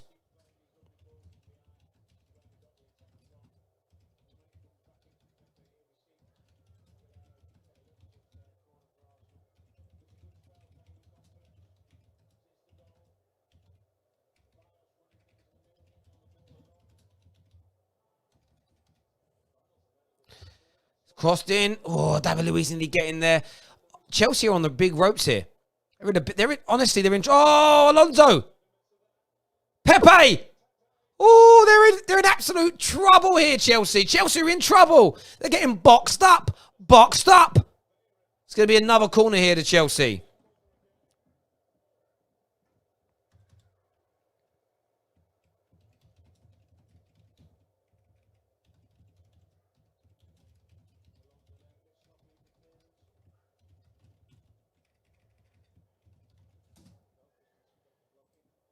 Chelsea are getting battered by a mid-table team.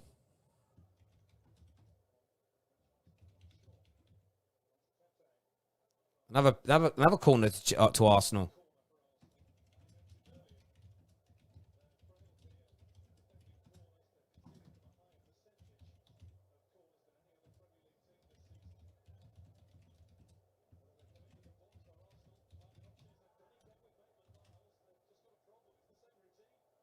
Again. Aubameyang gets it down. Pepe again. Holding. Or giving away.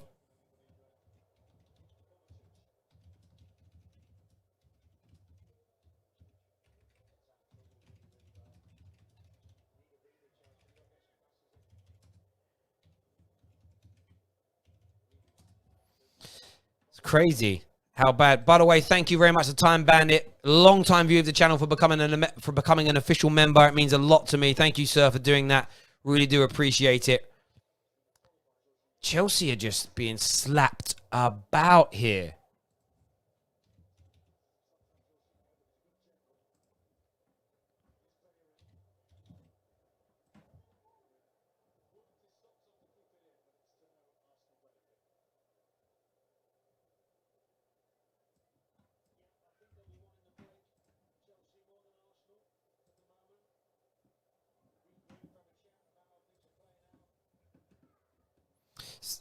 Super chat here as well. Sorry, I missed it from Jin. Says, you think Mount has the potential to be a top player? No, Mason Mount is... Oh, here's Pepe. Free kick given. Oh, Arsenal have got Chelsea on the absolute ropes here. It's an embarrassment for Chelsea. Embarrassment for the way Chelsea are playing now. It's not a penalty. Definitely outside the box. But they're getting ripped to smithereens. Smithereens. Lampard needs to make a change. Reece James has to come off awful. Absolutely awful in this game. No threat. No good defensively. They need a bit of Kante out there, in my opinion. A bit of steel. Need a little bit of steel.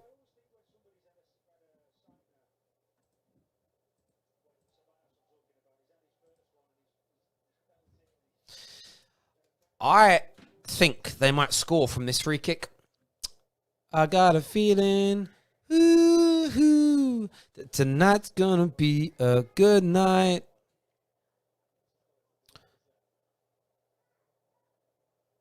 Wow. Pepe, Lacazette staying over this. Lacazette! Oh, I thought that was swerving towards the goal then. Not a bad attempt.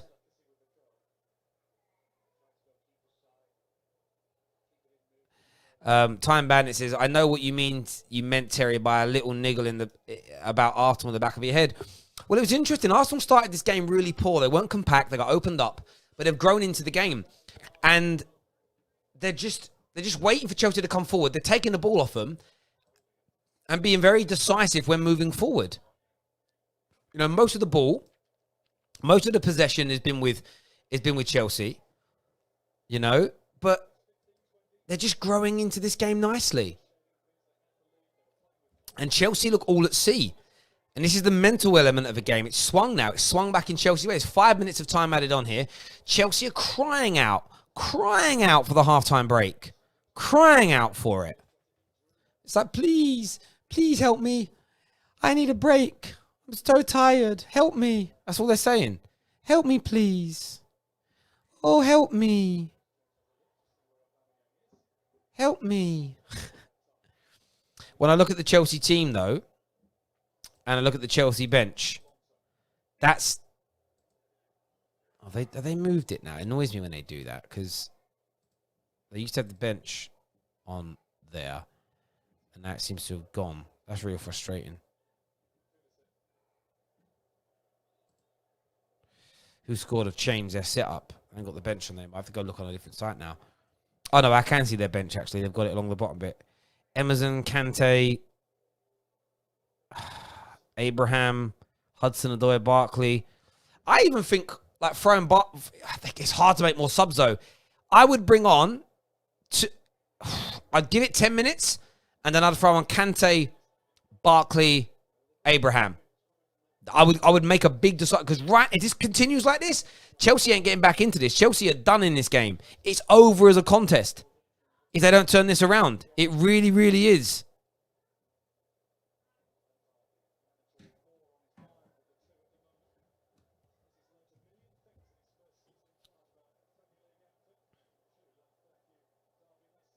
Reece James has done nothing. Nothing in this game. shocking.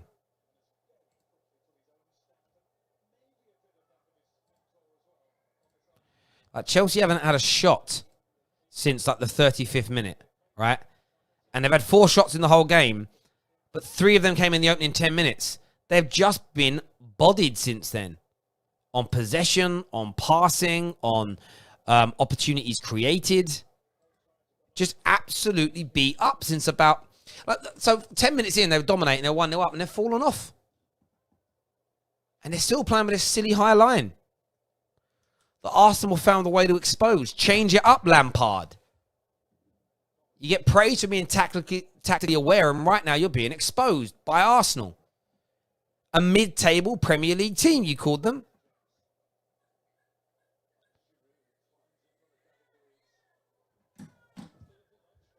Mason Mount's done very little in this game as well. Outside that opening 10 minutes, poor.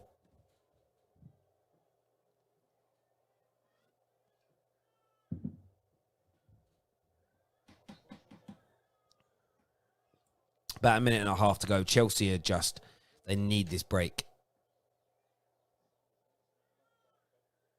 Dramatically need it.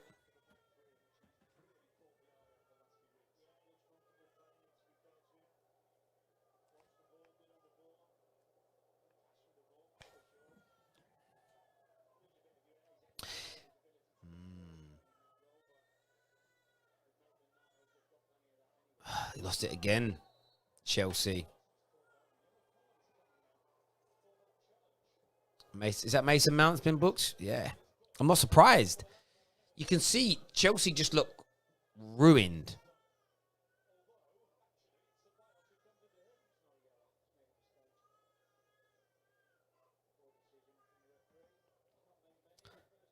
Like, they need it. Like, if you give you a boxing or fighting analogy, they right now, Chelsea don't know where their own corner is. They don't know where their own corner is. Ball whipped in. Oh, it's bouncing around. Bellerin has got a chance. He's going to shoot. It's well blocked. But Chelsea can't get the ball away. They're just struggling. There's still 15 seconds left here. Get it into the box, Xhaka. Because it's at a point where Arsenal won't want the first half to end. 5 seconds. That's going to blow. It's going to be blowing up now for half time. They've gone backwards.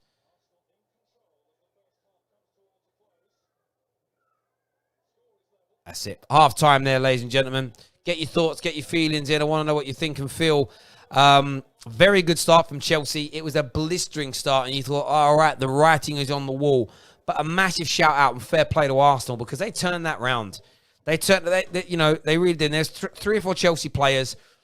Mount and Reece James hugely stand out to me. They got to come off.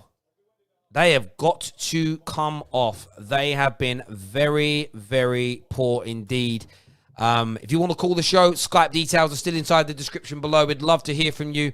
We'd love to know what you're thinking, what you're feeling out there, especially the Chelsea, especially Chelsea fans out there. Really want to know what's going through your head at this moment in time. Bit of panic maybe, a bit of worry maybe, a bit of a concern.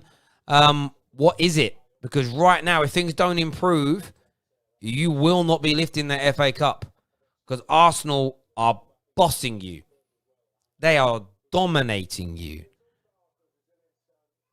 And the embarrassing element is you started off the stronger team. You took the lead. And as MKAFC here says, Chelsea are shook.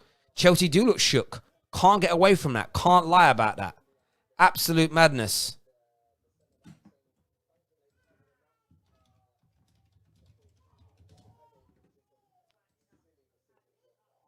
There we go. But listen, guys, I'm going to take a quick toilet break myself. I'll be back in a few moments' time. Please talk amongst yourselves.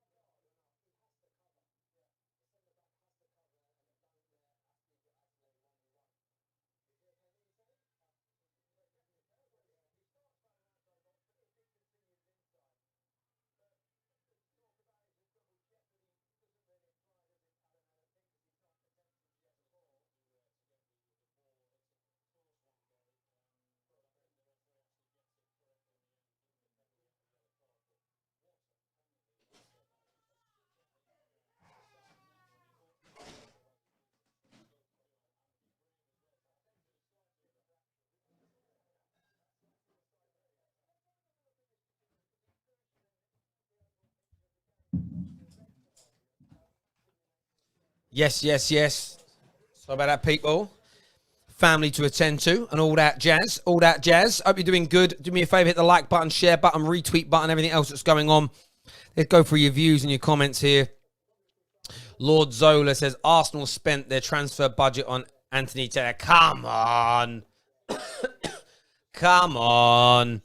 No blaming referees. No being weak. None of that. Have the conversation. We all make predictions before games. We all say things during games. But none of that nonsense. None of that nonsense, please. Not here at the Football Terrace. We ain't about that life. We ain't about that life. We ain't about that. Definitely a penalty. The more I watch it, the more it convinces me. I'll just comment here and say,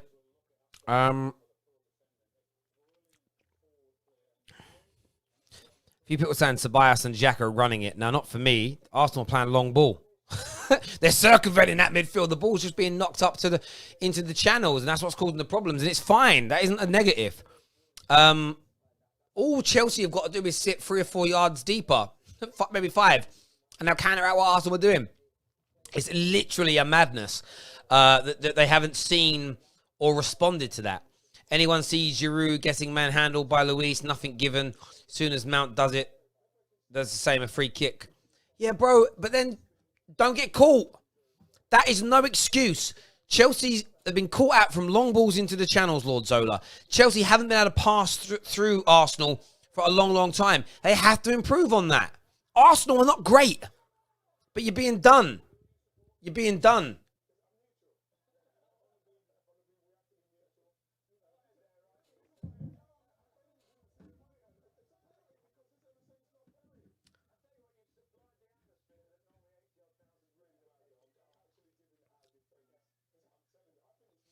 Yeah, I just see that Ashley Cole didn't look happy that Chelsea were losing, but he is a Chelsea boy these days through and through. He can't get away from that whatsoever. That's what he is. By the way, thank you to everyone that's hit the like button, share button, that subscribed to the Football Terrace today. It means a massive, massive deal to us. It really, really does. What is this I'm watching? Oh, interesting. But there we go. Remember, we're going to be live after the games. We'll be live in like an hour's time with live reaction show.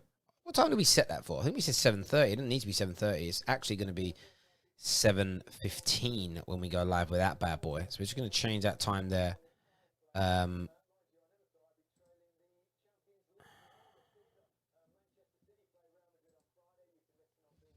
we go. Let me just update all of that.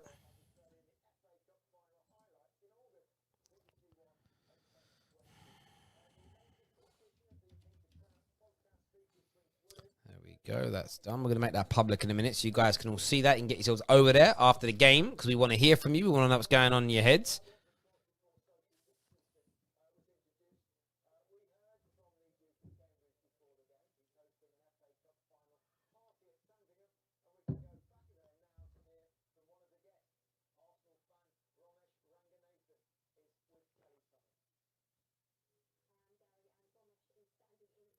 I love how, this is how amazing television is. So people are all sat within a metre or so of each other, but the interviewers are still standing like 4 or 5 foot away. I love how everyone just sort of like, I love it. I literally love how everyone kind of, I don't want to say panders to it, but it's like with AFTV, right? When they all sit in a metre or so apart when they first started their watch-alongs, but when goals went in, they'd all hug each other. I love it. I love the corporate spin on these things is amazing. It truly, truly is. I understand why it exists, but it's all just mad. It's all just mad. It's like in football. They can't sit next to each other on the bench, but they can manhandle each other at corners or cuddle each other and kiss each other when they score a goal. It's all brilliant. It's all fun and games, I suppose. But there we go.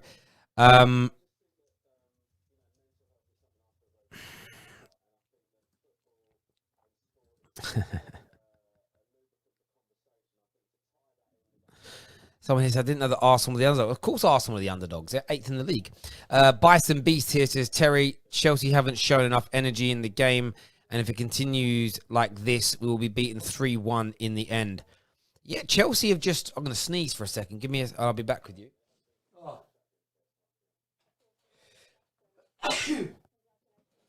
Yeah, Chelsea are sort of... They started well, and I felt like they then became lax. Arsenal stepped up, and once Arsenal had stepped up, they couldn't recover. But yeah, at the end of the day, it is what it is. They've got to go out and do something in the second half. Chelsea substitutions are going to be hugely pivotal in this. They really, really are. They really, really are.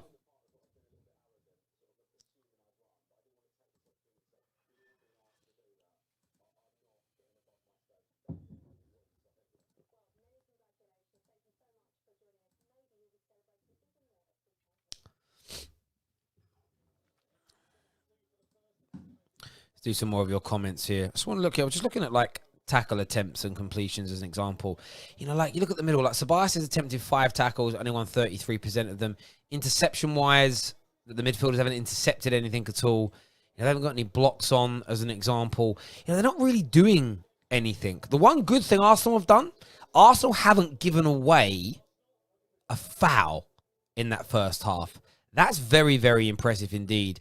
That's one of the areas where you've shown that Chelsea have been shook a little bit by the way that Arsenal have turned up after going a goal down. But this is literally long balls, in my opinion, over the top that have caused problems.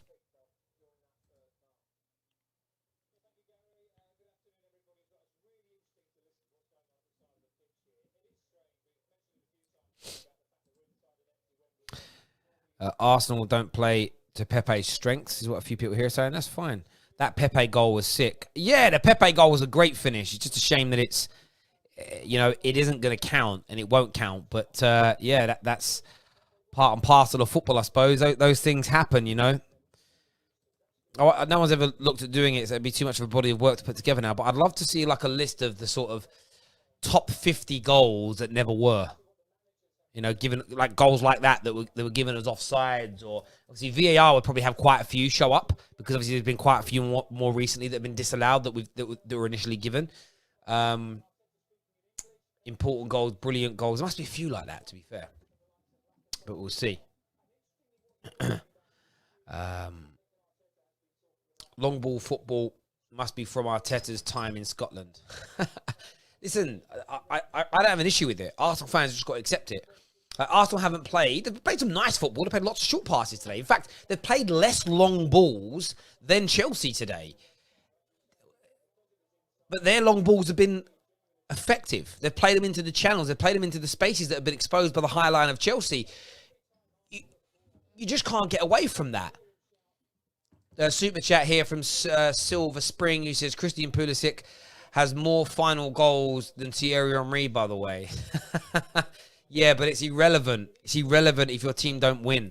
Like, honestly, if your team don't win a final, for me, it doesn't matter how many goals you score in it. It's dead. It's dead if you're not winning it. Honestly, if Man United play in the Europa League final and Rashford scores 5 goals, but we lose 6-5, I don't care. I don't care.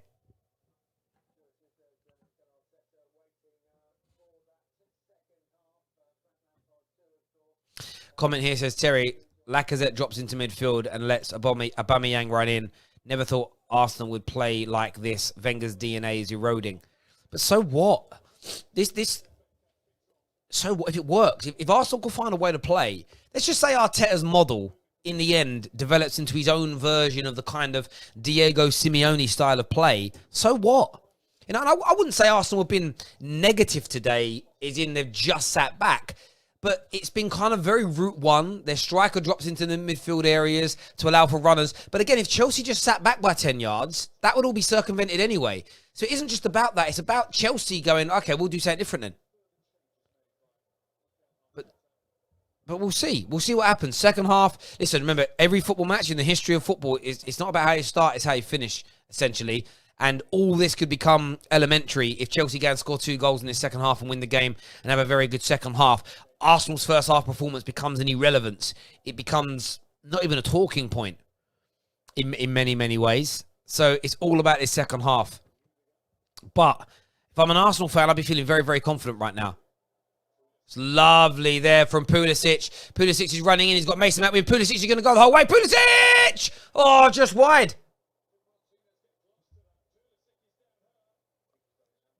I think Pulisic is injured here. He might have snapped his hamstring.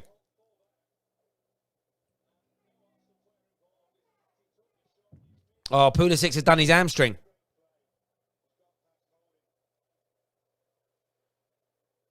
Oh, yeah, his hamstring's gone. The way he's hitting the floor as well, he's finished. Chelsea's day is over.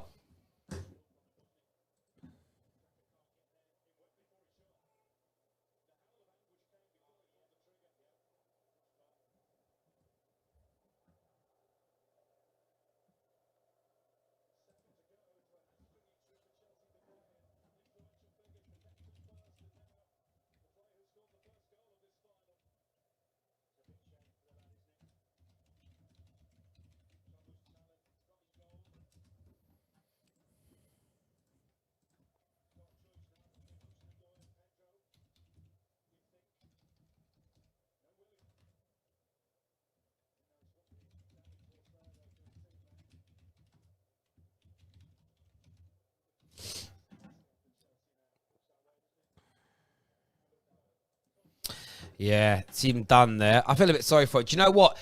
If Pedro is picked over Hudson-Odoi's future at Chelsea is bleak. It is bleak. Imagine your generational talent not coming on at this point. That's Pulisic out for a while as well. If that's a bad hamstring tear, he could miss the beginning of next season. Seriously, could miss the beginning of next season. He's done. I mean, it's a 3 or 4 week injury, at least. But, yeah. Not good. Not good. Not good. And that boy, though, he does have a lot of injuries, you know. That's his 4th injury since becoming a Chelsea player. And in his professional football career, he's had 1, 2, 3. Wow. 1, 2, 3. 4, 5, 6, 7, 8, 9, 10, 11, 12, 13, 14, 15, 16, 17. This would be his 19th, sorry. This would be his 19th injury since 2015. That's terrible.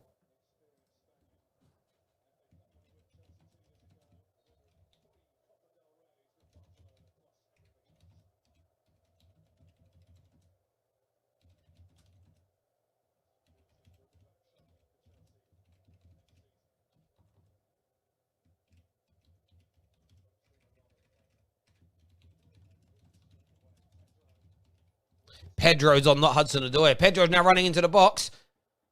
I don't know what that was. Is that a corner? Corner been given? No, they look like it. They're running away. Hudson-Odoi is finished, though.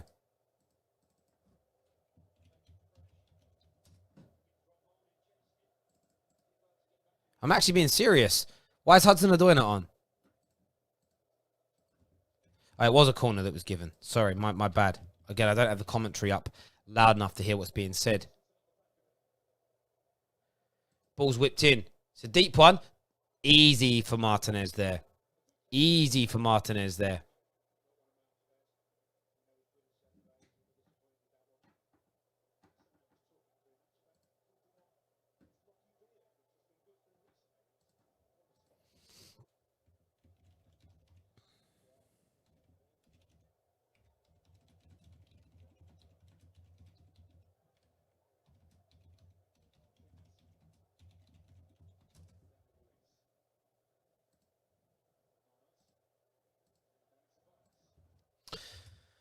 Chelsea are done today. Like, literally done. Arguably, they're two of their best players injured during the game. They're all at sea. Willian's not involved. Hudson-Odoi is not brought on. They've got to rely on Pedro now. Pedro and Rudiger. And they've only got one more bout of substitutions they can make. Only one more bout of substitutions in the game. Absolutely woeful. And by the way, that's the 19th injury that Pulisic has picked up in the last 4 seasons. Terrible injury record. And at some point, all these small injuries are going to lead to a big grade tear. Honestly, Pulisic will be finished before you know it. Here goes Pepe. Lovely bit of skill from him. Looks fresh. Tierney here. Plays the ball down the line of Pepe. Pepe crosses. Well held by Willie. But by the way, Arsenal, you got to win now. Arsenal have got to win now. We can't get away from this.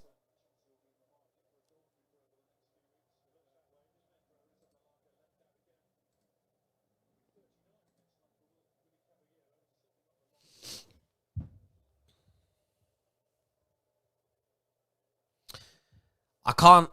It's mad how this is working. Oh, yeah, but yeah, this is embarrassing now if Arsenal don't win. Like, the start was poor by Arsenal, no doubt, but they recovered. They've been the stronger team. Chelsea have lost 2 of their best players in horrible times of the game for them to be making substitutions. They can't create. They've got no creativity on the pitch now. Like, none.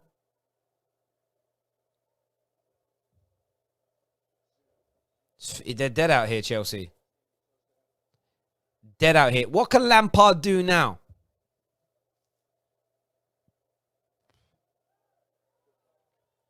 Here goes Reece James. Over the ball over the top.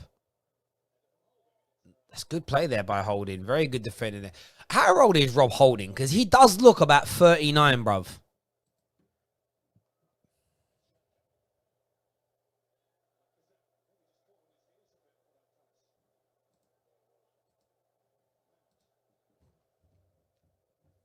I mean, this is from a creative point of view, this is all down to Mason Mount now, bruv.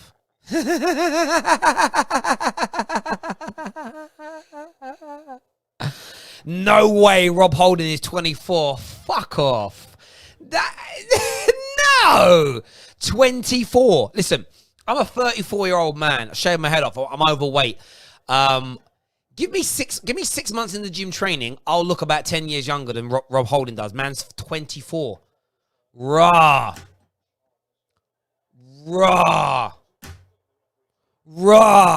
24.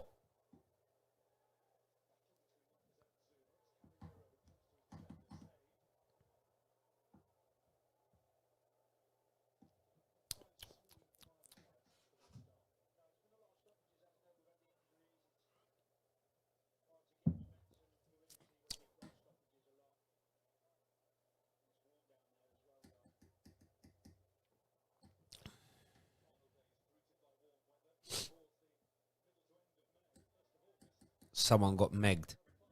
Listen, it don't matter if someone got nutmegged. What happened after the nutmeg? James Ryan, he says Pulisic off, game over, I think. No, I totally agree. Arsenal just have Arsenal have a potent front three. They've still got all their substitutions to make. They've got the likes of Saka that can come onto the field of play as an example. It's just, yeah, it's peak. It's peak right now.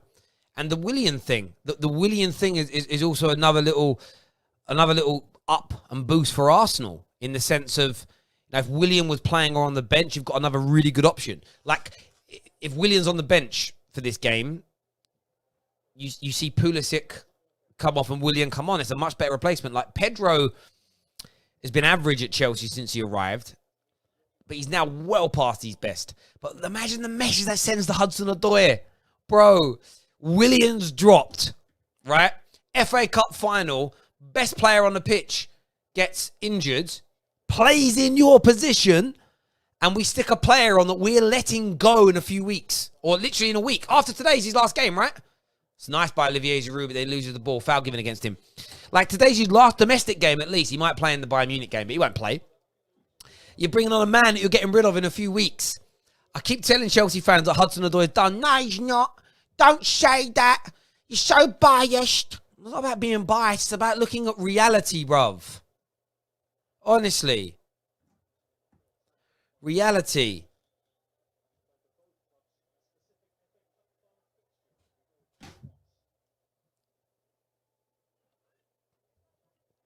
If you ask your girlfriend to marry you and she goes, puts on a fake smile and says, can we talk about it later? It means she don't love you. That's what it means. And this is what I'm seeing with Hudson-Odoi. So is Hudson-Odoi going to start his next game? Lampard's like,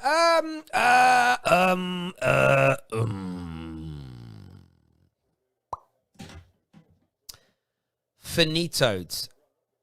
Zane in the house. What's going on, Zane? Hope you're well. I've never actually seen you leave a comment that's not a super chat. Love that. If that indeed is the same Zane. Like, ain't the same Zane. Zane's got a profile picture. That's not the same guy.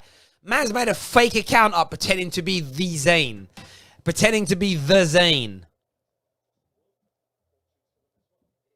I sort of fell for it, to be fair.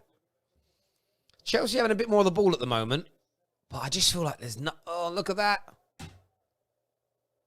honestly, if this Chelsea team played against Man United, we'd have battered them.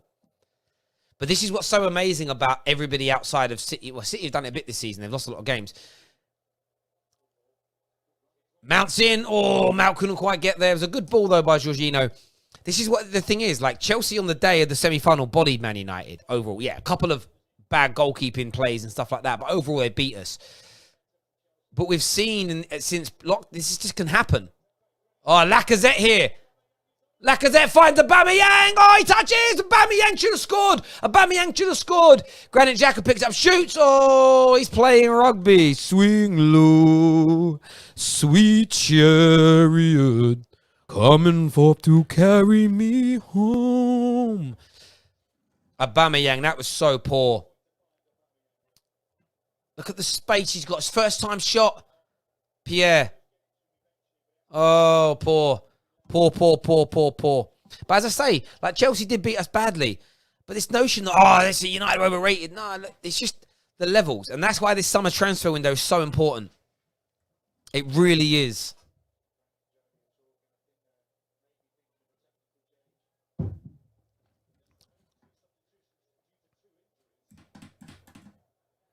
Is there revenge for Baku coming?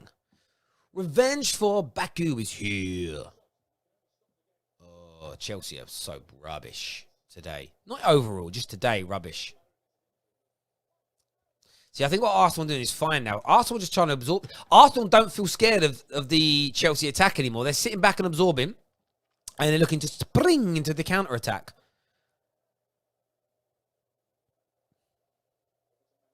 Imagine Mason Mount being your main point of attack.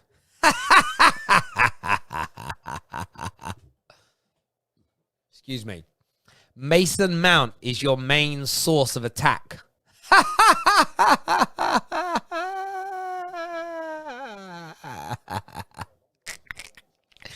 Mason Mount. He's your guy. Can you imagine Mason Mount is your main source of attack now? Mason, no Mount. That isn't a foul by Granit Xhaka there. That's been given because Granit Xhaka's got a reputation.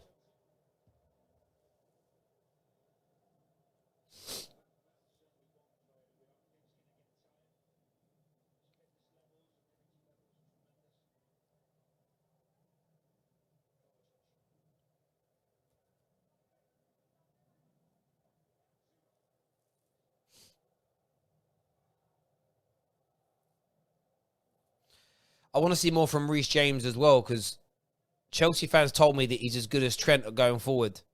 Here's Alonso into the box. He's got James on the edge of the box. James shoots. That's blocked very well. Arsenal looked to counter-attack from that block. It's poor shot by Reece James.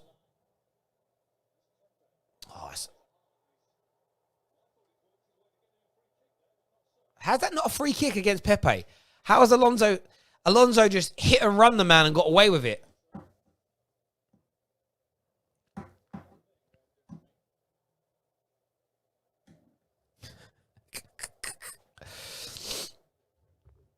Oh, this game's in the balance. Now, by the way, do me a big favor, everyone. Please download Hot Mic right now. It really supports the Football Terrace. There's 650 of you watching. I'd love 650 of you to download this app right now. It's free of charge. Won't ever cost you a penny. No adverts. Best place in the world for watch-alongs. Massive YouTubers there. Multiple sports. Please get that downloaded for us. So all the information is inside my description below.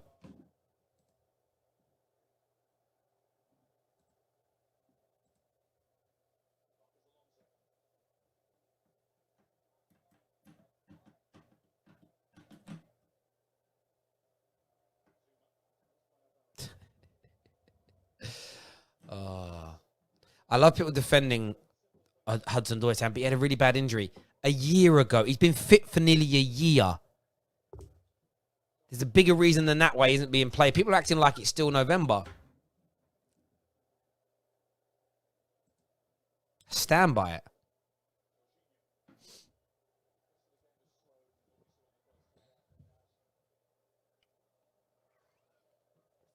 Chelsea having lots of the ball now. This is a perfect tactic from Arsenal. because Chelsea can't create. Chelsea and Arsenal are now doing something different than they did in the opening 10 minutes. They've got great defensive structure now. Here goes Pedro. What's Pedro going to do? Nothing. Oh, step over, and then he broke his own leg. Cut back in. Where's he going? Nowhere. Here's Reece James. Reece James shoots. Reece James. There's, Reece Trent. Trent James there. Trent James. The fake Trent Alexander-Arnold.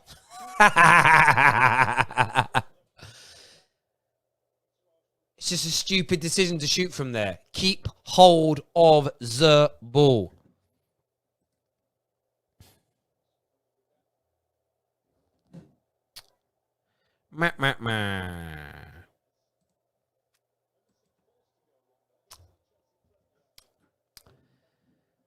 Oh, it's such a perfect day. I'm glad I spent it with you. I'm glad I spent my day with you all. My afternoon, I should say. I love my subscribers here on the Football Terrace. I never leave you behind. I never care more about the contributors than I do the viewers. It never happened. You know how many times I shut down a conversation just to read your comments? Because without you, you've got to think of it. Without you, YouTube channels are nothing. How many of them actually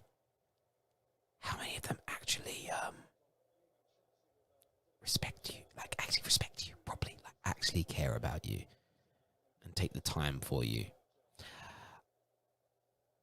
I had a really big YouTuber recently tell me they won't come on my show if they have to interact with the normal viewers.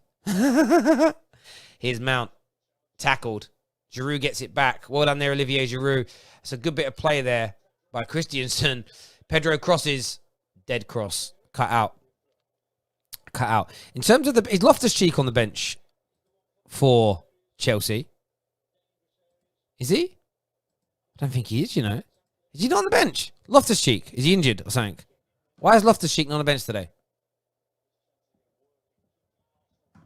Yeah, I am enjoying this game. Yeah, I do like watching rivals play because there's zero pressure or stress. Well, unless it's a game that impacts my club, like a top 4 game or whatever. But yeah, it is what it is. Mount crosses.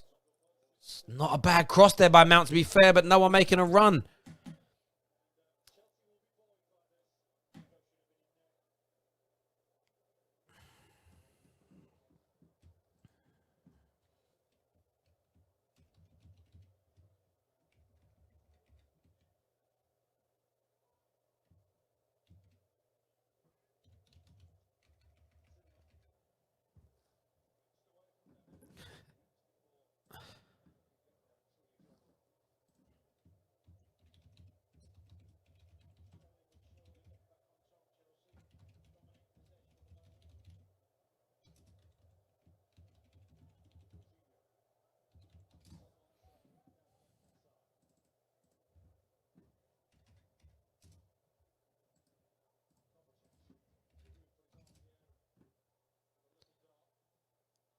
Another corner here to Chelsea.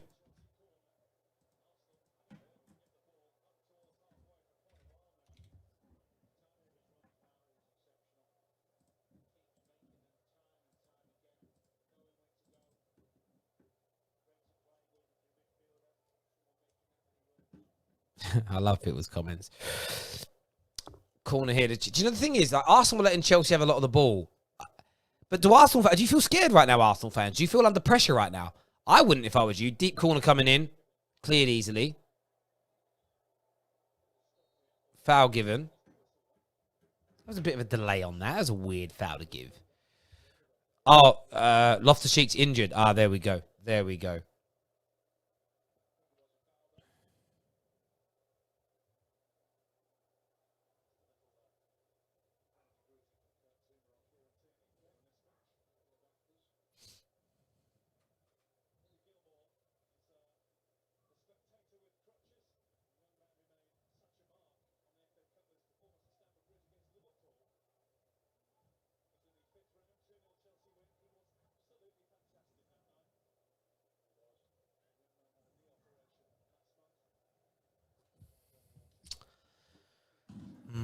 Arsenal are going to score in the next 5 minutes against a run of play. They're now playing how they were against sort of Liverpool and City. And I think they did very, very well in the first half. Chelsea have dropped their back line a little bit deeper, which has stopped those long balls over the top. But now all Arsenal need to do is be sensible on the ball here at the back, those sillies, and just wait. And they will get, at some point, an opportunity against this Chelsea team. Chelsea will not be able to break Arsenal down now. They will not be able to break Arsenal down. Bellerin through the middle. Christensen just gets there, but Pepe picks it up. Lacazette, Aubameyang's free. Here's the goal. Aubameyang, goal. Told you. Told you what they were going to do. Told you what Arsenal were going to do. Absolutely told you. It would come. It would come. Absolutely told you. Arsenal got it right. Arsenal got the tactics right. Chelsea have no creativity. None whatsoever. Point blank. Now Pulisic has gone off. Mason Mount dead. Not happening. Finished. Aubameyang with a brace in a final. And I said it would happen. They were just biding their time.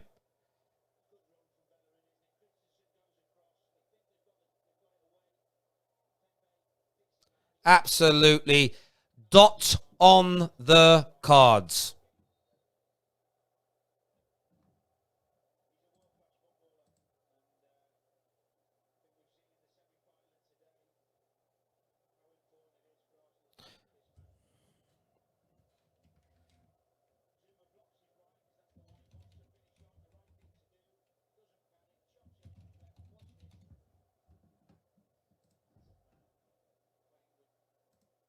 That's it. Over.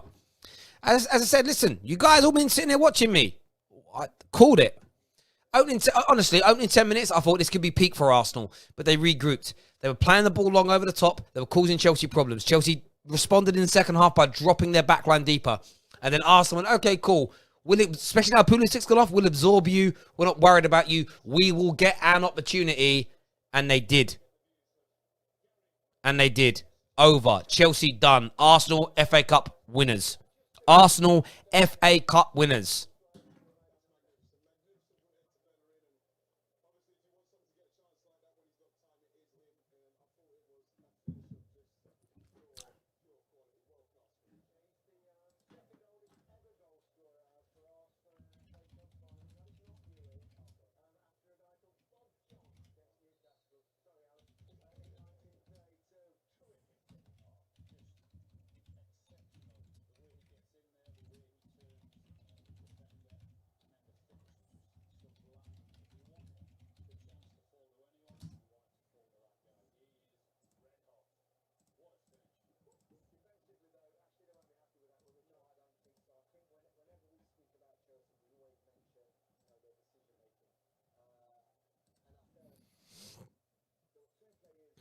Absolutely done.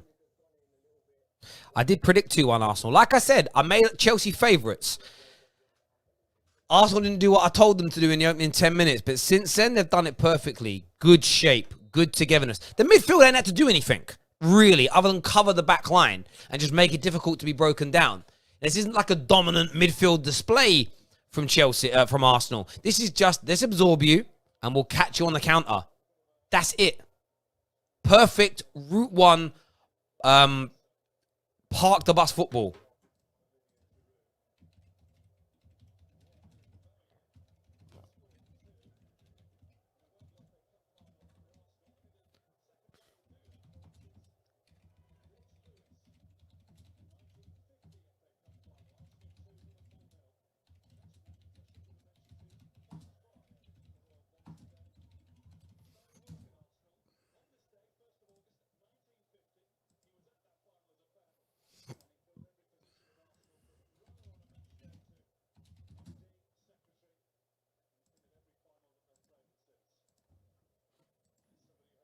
Wow.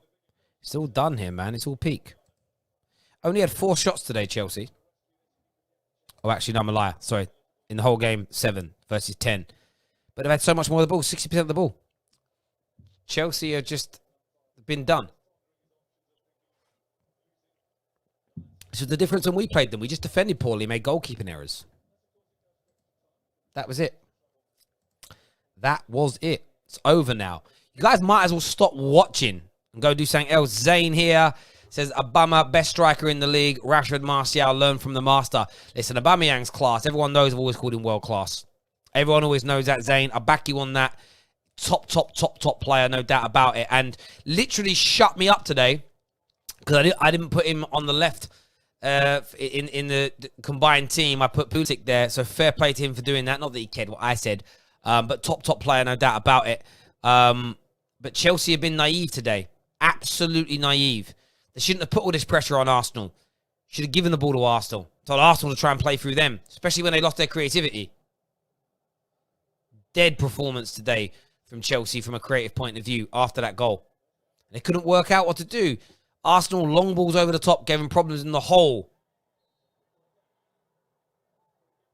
Kovacic there. That could be a red card. Is he already been booked?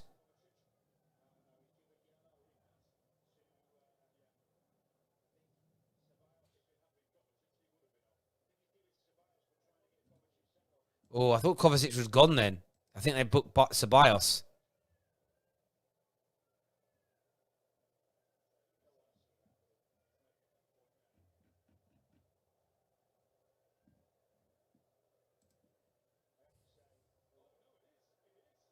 Kovacic is off.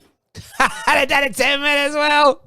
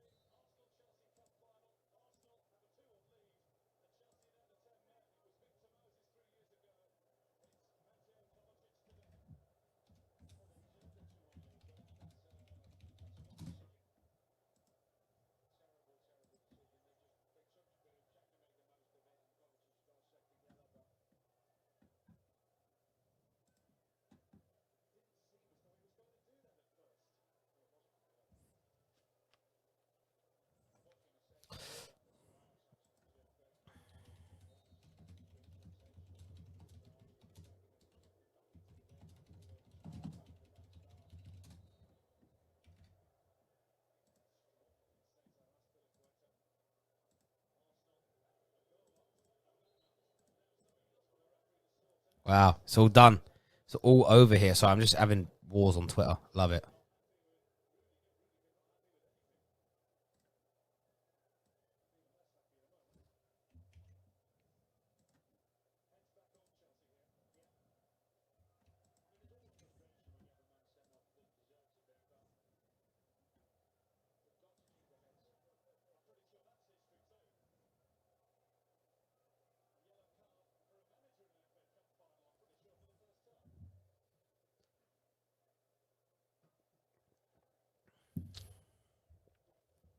I love this. I absolutely love this.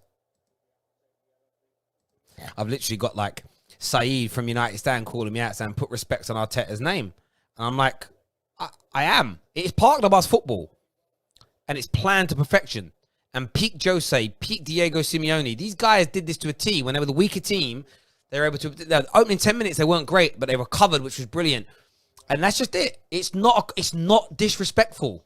I'm not talking Jose now. Like I said, the reason that Jose doesn't work as a system anymore is because he's lost his ability to manage people and get people to buy into him.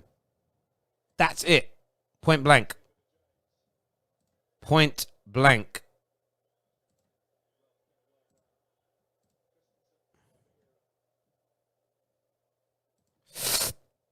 There we go.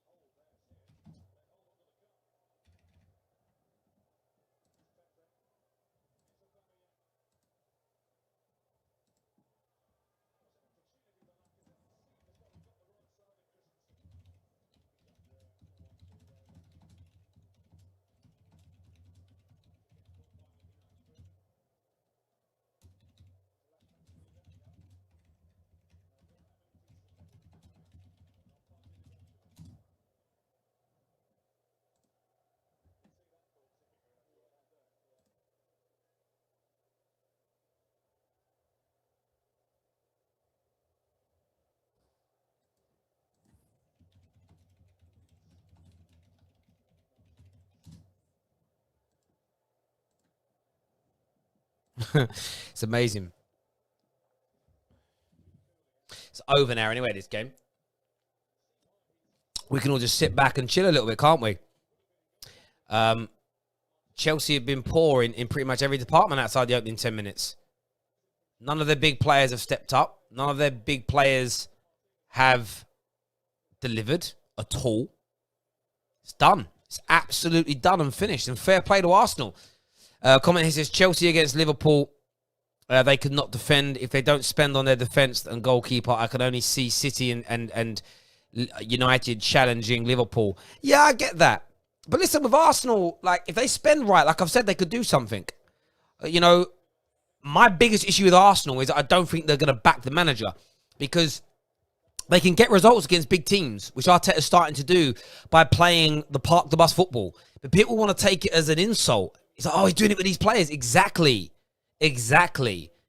And, you know, Chelsea didn't park, on a real level, Chelsea didn't park the bus when they played the Leicester teams. They did it against the bigger sides, but when they did it brilliantly, it worked.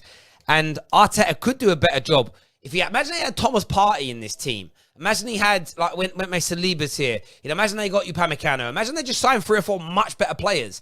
They'd dominate the smaller teams more. And then in the big games, they could play like this with even more ease. It's not disrespectful to say you're playing pragmatically or you're playing park the bus football. It really isn't. It really isn't.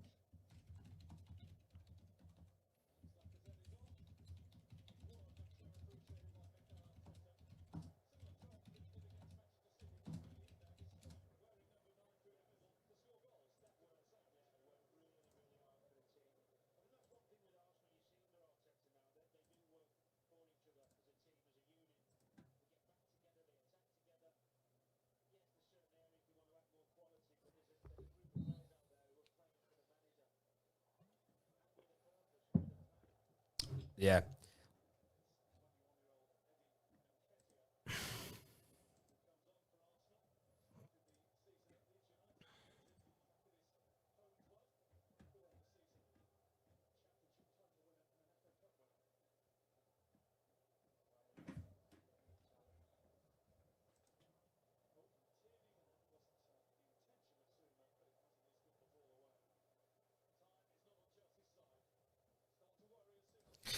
Yeah, it's all over now, this game, though. Sorry, guys. I've been dealing with some stuff on Twitter, having a little bit of a war there. Another super chat here from Jin says, hate to say it, but Arsenal have been far better. Chelsea look toothless. Got to give Arteta credit. Listen, and I've said this, listen, I appreciate you saying that. I look at it this way. It's a well-thought-out plan by Arsenal that went a little bit sticky in the opening 10 minutes. They then started playing a bit of long ball. That long ball started causing Chelsea problems. In the second half, Chelsea dropped their backline deeper. And then Arsenal went, cool, let's go back to what probably our first plan was. Let's sit back and absorb. Let's keep compact. Let's not give them any real space or time. And we will wait for an opportunity to pounce. It will come. When Pulisic goes off, that's even easier to do. They pounce, they score. They get some luck along the way. Kovacic getting himself sent off. And you know, the Williams situation, a few injuries that have happened. But so what? That's football. That's life. But this for me... And Arteta has done this now in 3 big games in the last few weeks. He has played, and I call it Jose-style football because he got branded that. But it is pragmatic. It is park the bus. It is get low block football, whatever phrase you want to use. And of course, there are going to be different intricacies. How they transition, the positional makeup of it, when they attack, how they move forward. I'm not really worried about the intricate details because football is a simple game. But it's pragmatic. Arsenal haven't been the aggressors and the attackers. And I also feel like Arsenal fans, some don't want to admit it, but for 10 years under Wenger, they begged for this. For 10 years under Wenger, they begged. Can't we just be a bit more defensive against teams that we know are better than us on paper? You know, we go away to big Champions League teams and we want to open up and try and play expansive football and we get apt. It's not negative. It needs praising. It's excellent. It's excellent. It's not negative. Just want to make that very clear to people.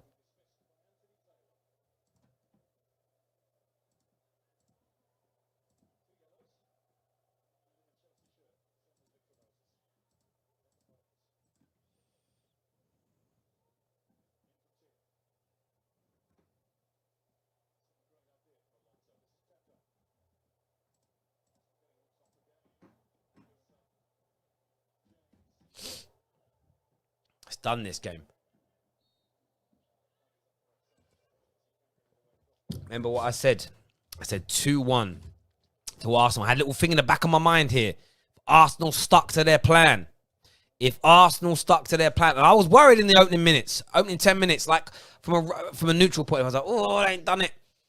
But they got back to it, and that's a real great sign. And like I've said all along, Arsenal need to back Arteta. Here's Ceballos. Ceballos shoots. It's blocked. Chelsea ain't got nothing here. I know they're down to 10 men, but they ain't got nothing here.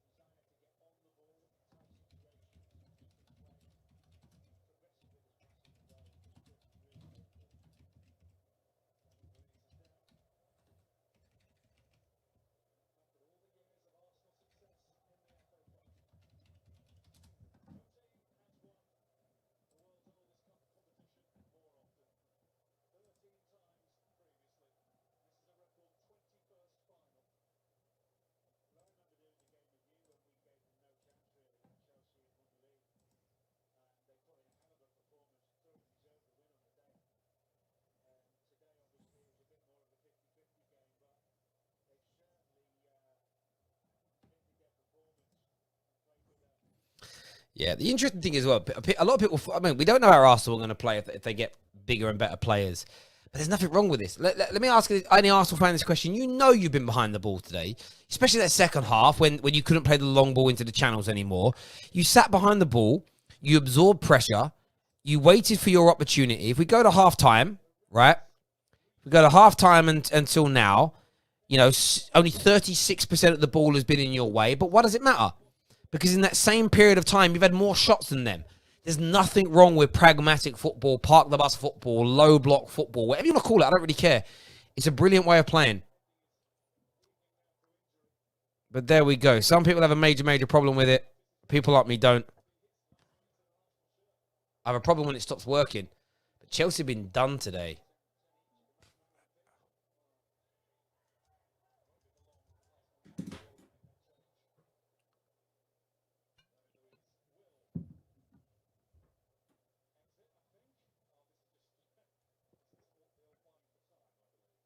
Terry laughed at me when I said Ceballos. Bro, Ceballos and Xhaka have been okay today. They ain't done nothing special.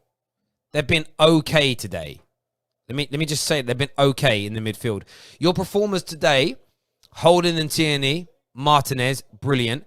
Your fullbacks have been absolutely excellent, and your attackers, when they got the ball, held the ball up well. Like Ceballos and Granit Xhaka have been good. They ain't been outstanding. I'm not gonna say that. They've done okay.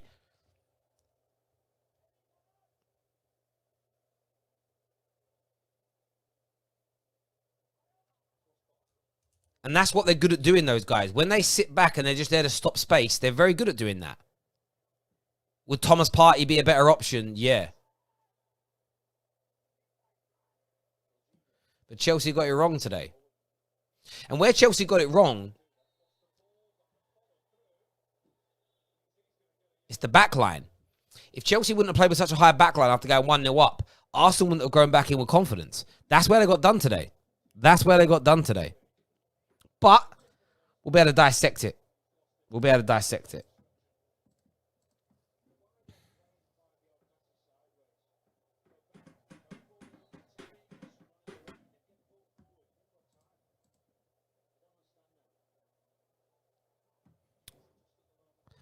I think Chelsea fans are going to be fuming. And they need to be fuming after this. Another super chat here says, Klopp changed his playing style.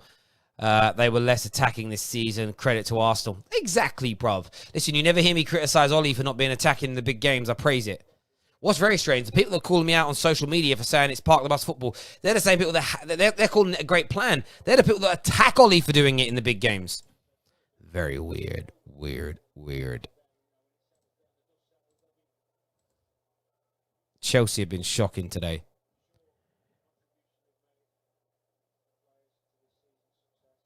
It's shocking today by Chelsea. And in the end, it's been a very easy, very comfortable win. Very easy, very comfortable win.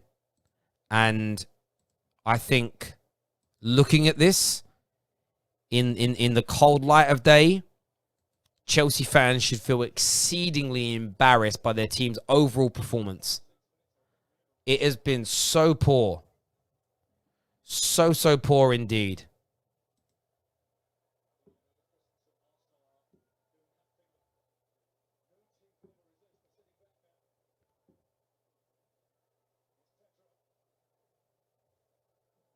Oh, Pedro there just kicking the ball into a man's legs. Like, they've got nothing here, Chelsea. Nothing. And what's Reece Trent been doing? Do you know what I mean? Trent Alexander-James. What's he done? 7 minutes of time out. Come on. Do you know what? Chelsea, come on. Do something here, Chelsea. Your fans give it the big one about your football. Do something. Show us. Hudson-Odoi is on. The new Rooney. Come on, boy. You beat Man United because of 2 goalkeeping errors. That's it. It's a nice switch out to Alonso. Put in. It's going to be a corner. Throw the goalkeeper up. Come on, Chelsea. Do something. In fairness, like, Arsenal will become hard. Arsenal's compact approach is great thinking by Arteta because he knows if you open up, like in the opening minutes, these Arsenal players are not good enough to handle that. So he makes them compact. Where they'll become, if he can do it with better players, they could win a title playing like this. It's crossed in, held by Martinez, easy.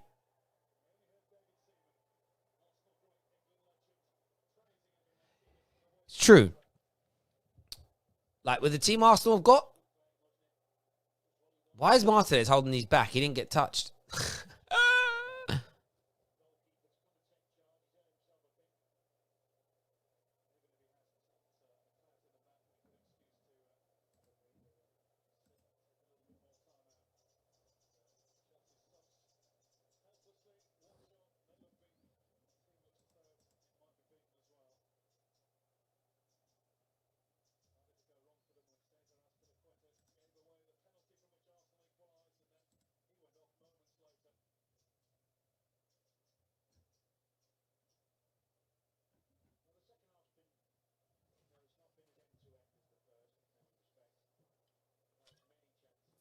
Game's over. Chelsea, man. let yourselves down today. You got beat by an 8th place team in the league. 8th placed team in the league. I told you all I had this little niggy feeling. And I love calling a game and sitting here and commentating it with you all because your views change throughout it. I expected better from Chelsea. Here's Pedro. He crosses. Dead cross. Dead cross from Pedro. Absolute shocking. And that's why I'm telling you Hudson-Odoi is finished. You brought Pedro on instead of Hudson-Odoi.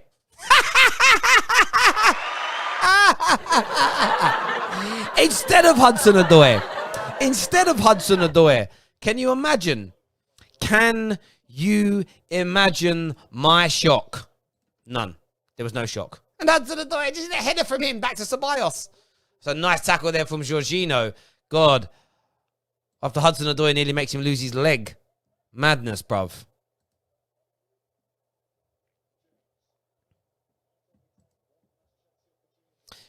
Chelsea ain't creating nothing. They can't cross. They can't create. Without a couple of certain players on the pitch. They ain't got none of it. Arsenal might score on third here. No, it's not a foul there on Nketiah, to be fair. By the way, 49,000 views this afternoon, which is amazing. Please make sure you hit that like and share button, ladies and gentlemen. Really do appreciate it. We're going to go live as soon as full time happens. We're going to get some callers on. It should be fun tonight. Should be fun. Here goes Ross Barkley. Through the middle. Alonso. Pedro. Pedro's pass is dead. Dead. Dead. Dead. By the way, Chelsea's problem today wasn't overly the defending. Chelsea, it was their fault for playing a high line when they shouldn't have done when they were 1-0 up. And secondly, their fault for not being able to break someone down. The creative levels. Lampard made a mistake not having Willian in his squad. Facts. Pure facts.